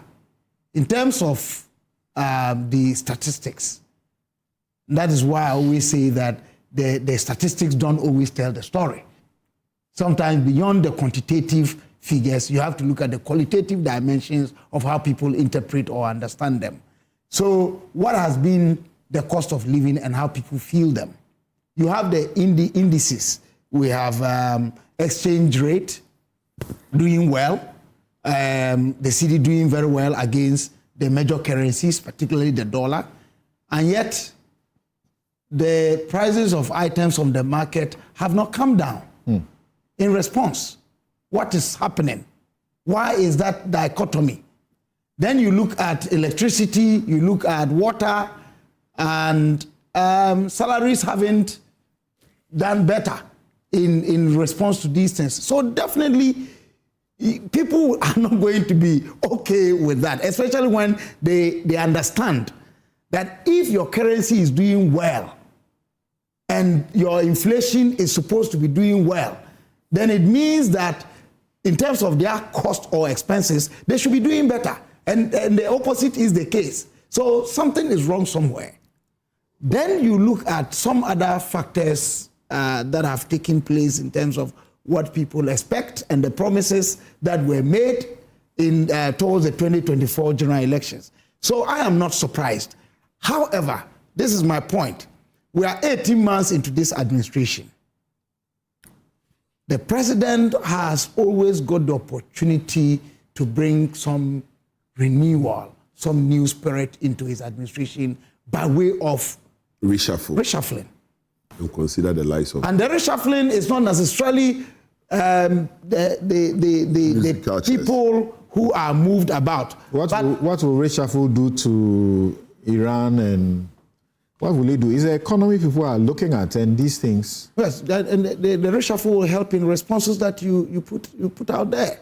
At the end of the day, it's about who you put in at which place. When people get too comfortable at certain places, and I don't see the government or in terms of the presidency, the kind of whip that should be cracked. Not long ago, we saw what was happening among key cabinet ministers.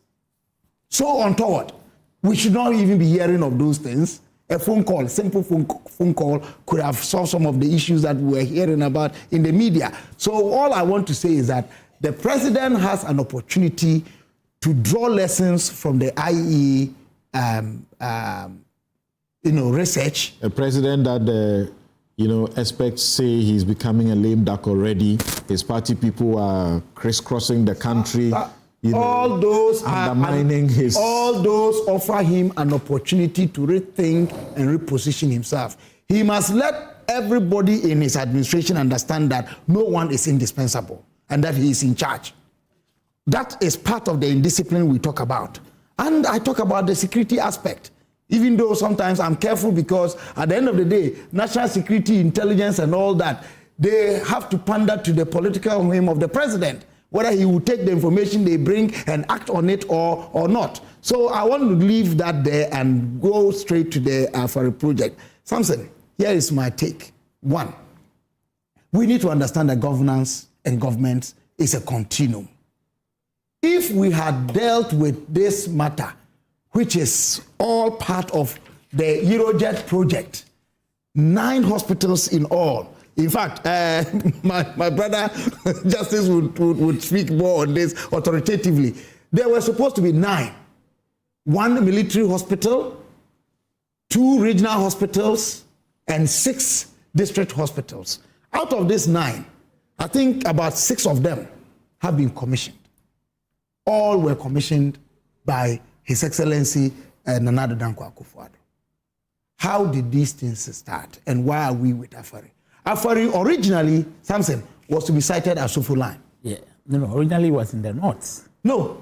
To start off with, no, I spoke to the deputy minister for health at the time, who at all times was the instrumental person that was a go-to person to President Kufuor, the Honorable Abraham Juma Odum, he was deputy to Koret Kwashiga. The military hospital was to be sited at Sofo Line. Yes. Then when the government changed, they moved it to Tamale. Yes. Then there was agitation in Parliament. Yeah, they brought it to Accra to 37. And then there was agitation. Otumfuo, I understand, got involved, and it was taken back to Ashanti. When it was taken back to Ashanti, the land at Sofo Line that it should have been sited at had been encroached. So through the effort of the Otumfuo, they got a place at Afari. Why did we have to do all these things? And at all these times, the contractor was mobilizing and moving. So it also brought about some variation in the contract sum and all that. As we speak now, my understanding is that a lot of the work that were expected to be done have been completed. Very beautiful fact. It was left with the sewage system, which was at 70% complete. And the amount needed to complete it is not that much. I don't know why, if we can do this thing, complete it, and it will reduce the burden on Akufo-Addo, we are not doing that. The regional hospital at Siwa is also said to be at 90% completion or so. So that we would not have had the situation where Dr. Pakwesi Bedu was asked to show reason why he should not be suspended, and eventually Otumfuo had to come in to plead with doctors not to go on strike in solidarity with their chief executive. Samson, as a country, nobody runs this government or embarks on projects from their pockets. Governments or leaders initiate policies and programs through their vision and their commitments. Yet, the funding is done by us. That's right. Even when we procure loans, it is the citizenry that will pay it. We need to get this right. They make you feel like they are doing us a favor. And so this idea that if we don't complete it, or when we complete it, it is this government that will take the credit and all that. Please, so call them out. Please, with respect. Who is failing to complete it? They are asking a simple question. That for 8 solid years. Yeah. Because this was commenced in 2014. No, please. No, you have done that other history. But the actual project that we are talking about now, in Afari, 2014. Yes. And so when they didn't finish, 2016, they left government. Then, the NPP took over. He sat there for 8 years, didn't finish the whole thing. Yes. And then John Mahama comes, and in less than 2 years, you are there shouting that it's not done. How sincere is that? My narration was to tell you that I am not speaking along the same line of whoever went anywhere. Right. I've avoided that because we need to move beyond the pettiness of these arguments. Of course, the government is not innocent. What has been the attitude of the government? But I've decided to move above that fray because as a country, we are tired and sick and tired of this attitude by people who are privileged to be elected and entrusted with the power of the state. Thank you, privileged. It's a privilege, isn't it? And we pay you. And we are saying use our money to complete this work so that our health situation will be improved. And then we are playing jigsaw. Please, the president, and these are some of the things, Mr. President, that can help you, recover from the slump. So I want to conclude by saying that it was a good initiative under former President John Agyekum Kufuor. We have been able to do some aspects and completed about 6 of them. The 3 that are left, let us go ahead and finish hard. Let us go ahead and finish hard. So remember that the Ga East COVID, the one that saved a lot of COVID situation, was part of that arrangement. Thank you very much. It was supposed to be at Medina. There's something at Ga East, but what we build... these politicians and, sometimes they just want to change the venue to take the glory. What is all this about? It's interesting. James Kwabena Bonfair Jr., a CEO of Census and lecturer at UPSA. We'll be right back.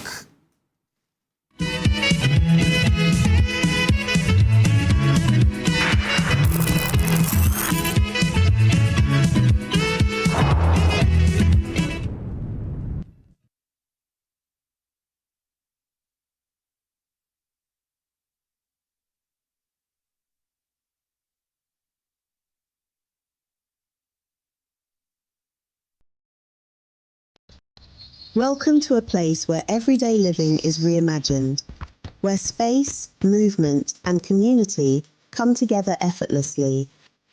With thoughtfully designed spaces, modern facilities, and everything you need within reach.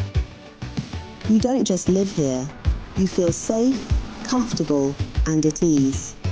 Step inside Eden Heights and discover spaces crafted for comfort, style, and everyday living. And just when it feels right, you will know. Because this isn't just about finding a house. It's about stepping into a better way of living. Eden Heights, the height of modern living. Book a private viewing today.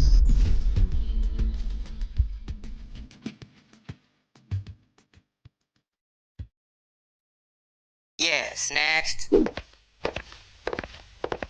Hey, Nadia Benson. Me didn't tum. Mr. Femi Kakalika, just call me cockroach. Now, Mr. Femi once now. Hey, attention you. Impruka. Yeah. Captain was key to double the action.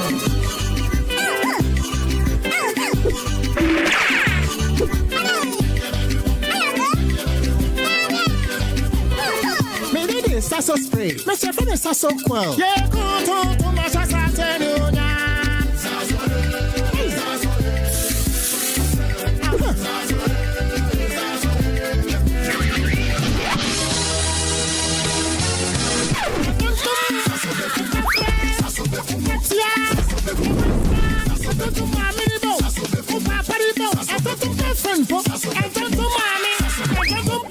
Sasso, come tum preko.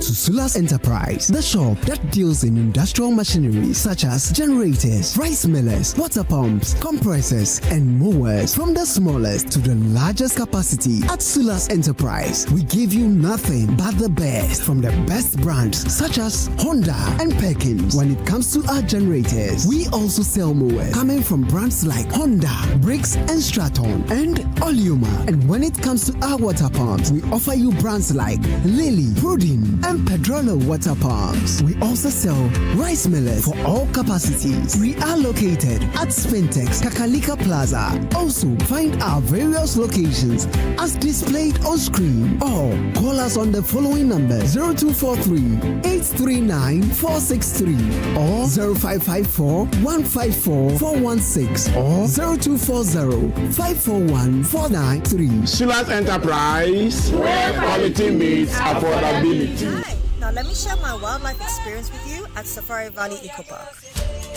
Welcome to Afari Standoff. Our electric shuttle pulled up, and in no time, our tour began. We were surrounded by wildlife from the moment we entered the eco park. We were greeted by experienced tour guides who took us through orientation and how to better enjoy the experience. Watch these animals roam freely in their natural habitat, undisturbed by our presence. We saw zebras, sable antelope, brown cranes, mara, silky chicken, nyalas, Shetland ponies, and so many animals I just couldn't keep up. Our tour guides taught us so much about the wildlife, their behavior, and how to interact with them. I even fed them. We also went fishing on a man-made canal. Then we took a break to have lunch in this serene environment. All this amazing experience for this price for adults, this price for teenagers.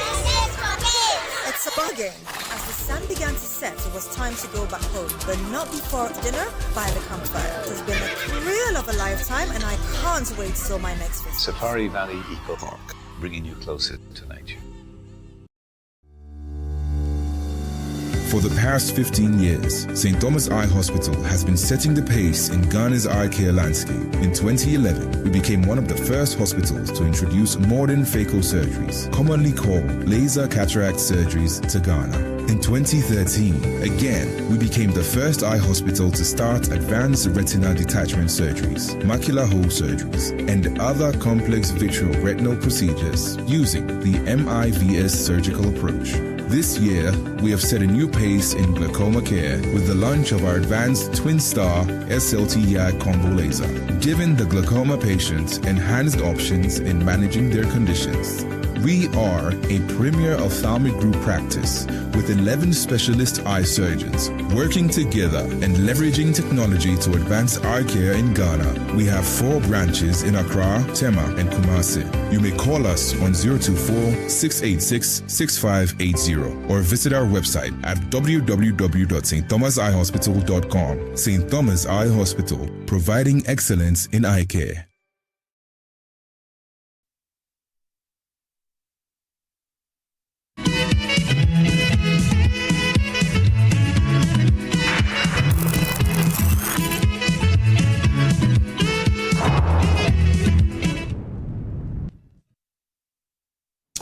You're welcome back. This Newsfile is your most authoritative news analysis platform, and here on Newsfile, we put Ghana first. Dr. Kennedy, quickly, we don't really have time, so you decide how you go about this. If you want to prefer the Afari issue over the, ratings dropping, that's up to you. But very quickly, what do you say about any of these issues?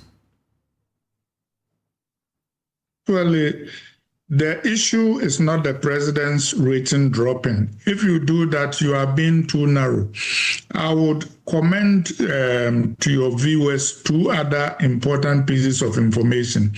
In the 2024 Afrobarometer survey, 82% of Ghanaians thought were headed in the wrong direction.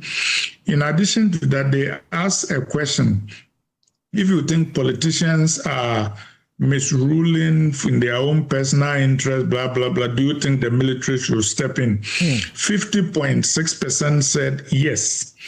And in addition to that, I like to disclose that a professor of mine from Legon, which some people here will recognize, called me. He said, Atake, after we saw what reaction Ghanaians had to Traore, we need to sit up. We need to have the MPP be a viable opposition.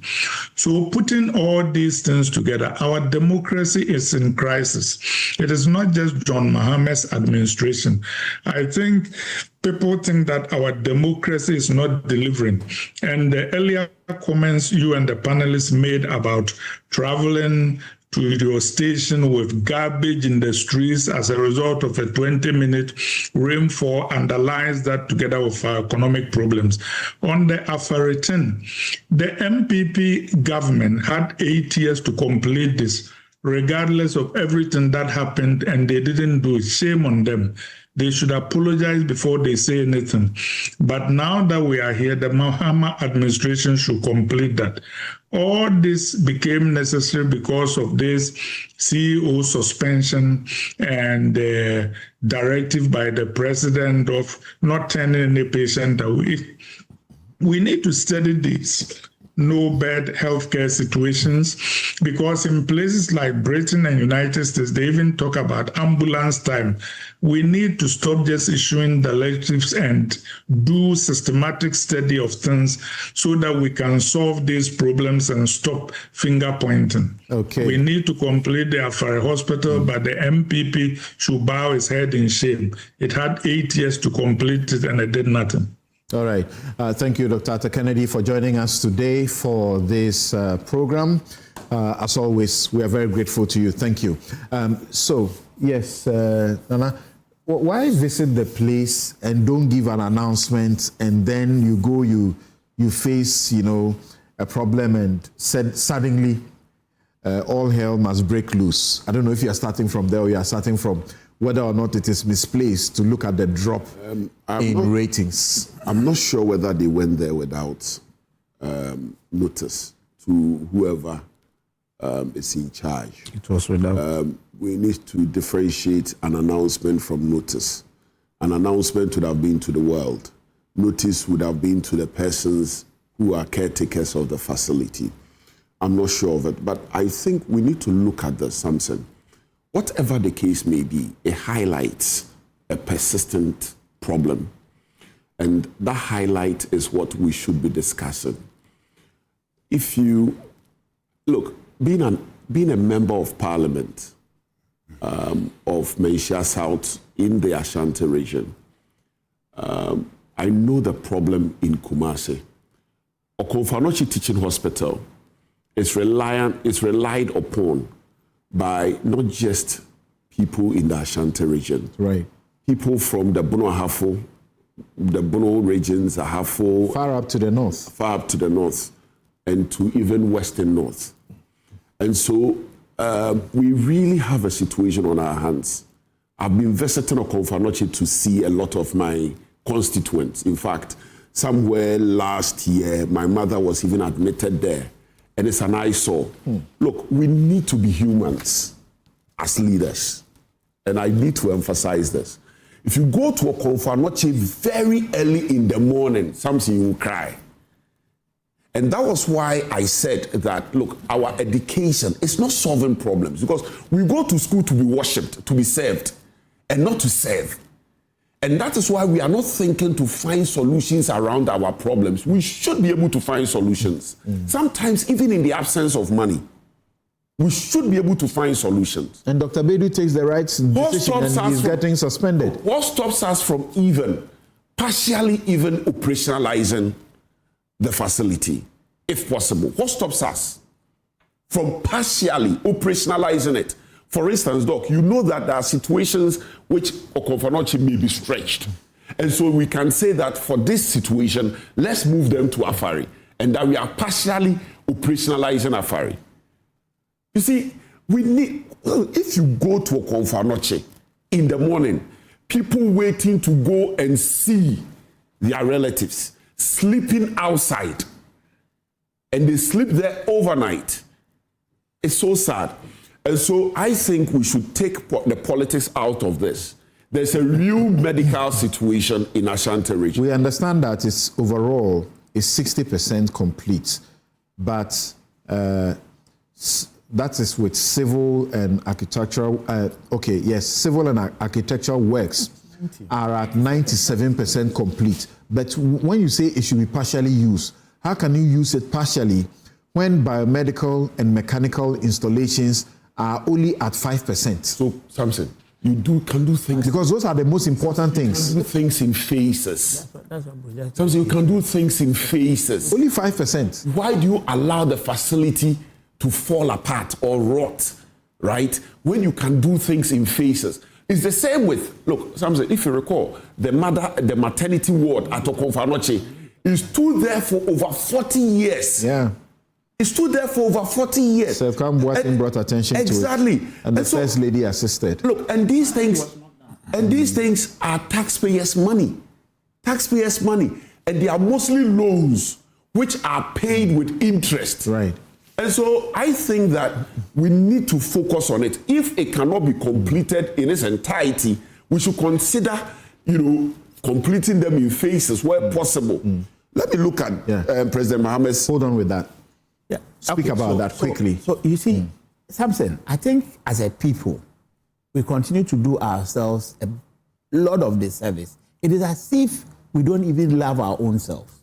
Look, the idea to build these hospitals, if you look at the time that the agreement was signed and parliamentary approval was given, to this, it is 18 years. Kids who were born at the time. We had all of this pending, and we brought in Agenda 111 in addition. You hold on. We wouldn't finish this first. You hold on. For 18 years, with all our resources and everything, we cannot complete hospitals. Kids who were born at the time are now adults. Probably some have even given birth, if unfortunately they became teenage mothers. It tells you that there is something basically wrong with us. You see, as it stands now, the facility itself, per the reports that we are being told by the Deputy Minister of Defense and then the Health Committee, is that the facility has started deteriorating. Equipment, some have been damaged, some have been stolen. Some have actually been auctioned at the port. Yeah. And I ask myself, property of the state, how can we allow these things to be auctioned at the port? And I'm sure most of them may have gone to cronies and what have you, because we never saw a lot of these things being published in the papers that hospital equipment are going to be auctioned. But you are forced to preserve. You are forced to get the little you can rather than allow it to go waste. No, they were kept at the port, demurraged and what have you. So it became an auctioned activity, not because we were selling to recoup the money. The facilities that have been installed in the Afari now, some are being damaged, some are being stolen, some are being destroyed. Right. So you ask yourself, are we not going to follow the same trend that took the mother and child building in Akufo-Addo about 40 years? Over 40 years. It had to be knocked down. It's as if there's something wrong with us. And it is not only about Afari. Look, even here in Accra, there's a children's hospital at Weja. That facility is practically done. Equipment, everything are in there. But we still don't want to operationalize it because of what?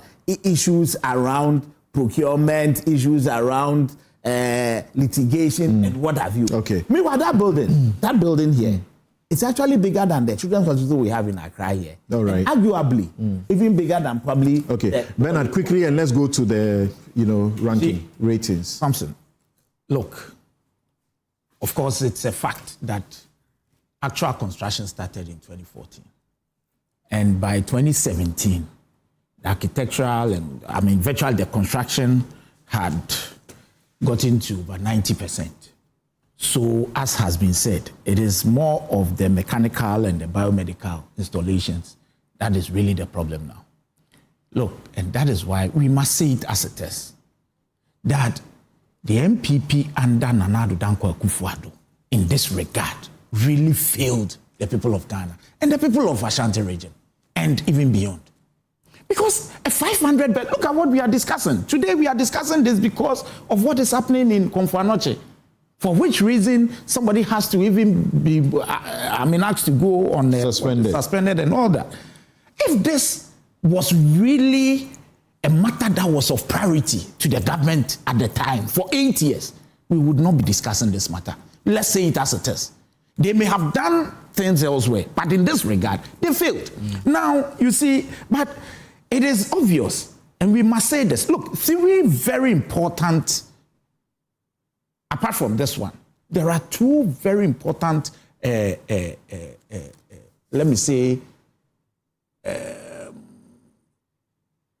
very important, let me put first and foremost the factory at, is it the sugar factory? What's the name of that? Commander. Because we are talking about losses that may have gone into, the construction of this, and because of course time, some of these equipments, because of obsolete and then all that. You abandon it for 8 years. You know what sugar, the amount of money we use in importing sugar. You don't want to bring that subject here. No, I will, because you see, whatever it was, and for the 8 years, it should have been resolved. He's talking about the children factory out there. Because you yourself, your regime, you are unable to revive it. No, 1.5 years. Yes, and I will give my conclusive remarks. But you see, beyond that, Saglemi, we are saying these things because because whatever I keep saying, you had 8 years. If somebody needed to be arrested and prosecuted, you had all the time. Nobody begrudged you. You took Alhaji Kolinzade and co. I don't know what has become of that case. You don't know what has become. No. What has become of that? He has been your AG filed. I'm saying that. 8 years. You had 8 years. If you didn't have anything against anybody, because somebody raised an issue, you only took somebody to court. The new AG comes and he says, "I don't have anything to prosecute." This issue of what's the meaning of nolly prosecute? Because indeed, during your 8 years, you couldn't do anything. Okay. It was just a political. So what we are saying is this: look, you failed Ghanaians in some respect. When we speak about abandoned, so in the last 18 months, what are you doing? Yes, what we are saying, and it's been said. Now the contractors are here, has left site, and he's claiming to, some amount, 78 million and all that. Yeah, until 78 million. We are praying the government, because you see, it is President Mahama's legacy. 8 years, somebody did nothing about it. You are back. It is only fair that you put this property or this Manibwama made it priority. It looks like after, unfortunately, it will be done. Per what I'm hearing, it will be done shortly. And once it's done, it becomes part of the legacy of President Mahama. Okay. Beyond so that, fact, I need to correct some facts. I need to correct some facts. The lot of the staff, they are warehoused, so they are there. And the other fact is also that Ken Ofuriatta paid the contractor a lot of the money, right? But that was why the contractor continued up to this point. So it wasn't that it was abandoned. Look, it's coming from very reliable source. Okay. From the contractor. All right. So Samson, let me finish. What is left is for the government to pay the balance to the contractor, and the contractor will complete it. All right. This is coming from the contractor. Bernard, I'm saying that this is coming from sources over the construction company. Are you panicking? Well, no, not at all. Not at all. Because if it's even anything to go by, we still have majority. If we are to repair what we have before us. But let me find out something. Maybe because there is research and we need to get into it. They say that the rating dipped from 68% in 2025 to 58.9%. That's what they claim. Is it a fair one? Because you see, in 2025, you did a 1 year thing for President Mahama. After 2025, I would say that if you are calculating, you can help. You should wait for another 1 year. No, not really. But it's the 6 months from the December. Yes. Yes. So you don't say within 18 months, it's dipped from, I don't know whether you get the point I'm making. Put the true. No, but you see, that's unfair. No, it's not unfair. See. Let me explain to you. See. No, I'll come to that. See, Samson, for me. No, let me finish. So I'm saying that in December 2025, you had it at 68. Now, after the 2025, I thought that you will be doing a fresh thing for 6 months. And the fresh thing you are saying is 58.9. No problem. You see, what it is, you can understand. If we are being told that 19.1% of people had issues with corruption, what is the corruption? They are disappointed, if it is the case, with the slow pace of this aura and then other things. People want to see action. And OSP being in hiatus, they would be very disappointed. But nobody has done anything to him. It is because the fight on corruption from that point is on freeze. Why is it on freeze? They can't prosecute. No, but that matter, we've had that discussion because you see, I mean, go and take because the court is saying you need that warrant. Go and take it and prosecute. What we are saying is this. It is a fair one, and the government is looking at it. Okay. What we are saying, obviously, you should understand, you meet an economy in the nature of the one you had. People had expectations that from day one, they would want to see certain things. Obviously, a government of this nature having met the kind of mess, and you agree, we had, you need to take your time and then make sure certain fundamentals are still. Yeah, but the work must be incremental. No, but you see, you peak and then you slump. No, it's not. It's not. You see, it's not. Okay. People are desperate to see. I need to move on. Yes, Nana. Yes, Nana. So I've maintained that there's a difference between the virtual perception of a government and the actual perception, and that is what is playing out.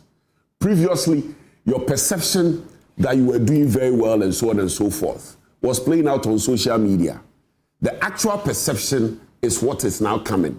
Virtual and actual. Virtual and actual. This is the actual perception. People are now beginning to see through the government, right? Now, you said that you came to meet so much mess. You didn't come to see the mess, any mess, as regards Nana Addo Akufo-Addo or Dr. Bawumia giving the man mines to his brother and then other mines. You want that discussion? Wait.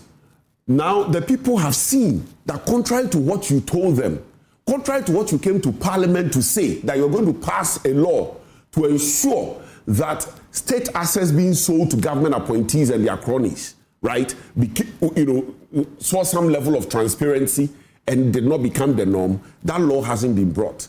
And now state assets are being sold to relatives of the government, particularly our mineral resources. Now, you promised the people of Ghana that single sourcing was going to be a thing of the past. In your inaugural State of the Nation's address, you came to Parliament, and then you made the same commitment. In your subsequent state, if it wasn't possible, why did you promise? We didn't in your say subsequent State of the Nation's address. We never said that. He moved. No. We said it will not be the norm. Let me finish. We don't it's have a different thing from the thing of the past. He said that. You couldn't have said that because the law allows. In the most recent State of the Nation's address, the president moved from it's going to be a thing of the past to it's going to be a rare happening. What said it will be a thing. Gradually, people are seeing through the goalpost shifting. Now, people have seen that in terms of real employment, you don't have anything for the youth of this country.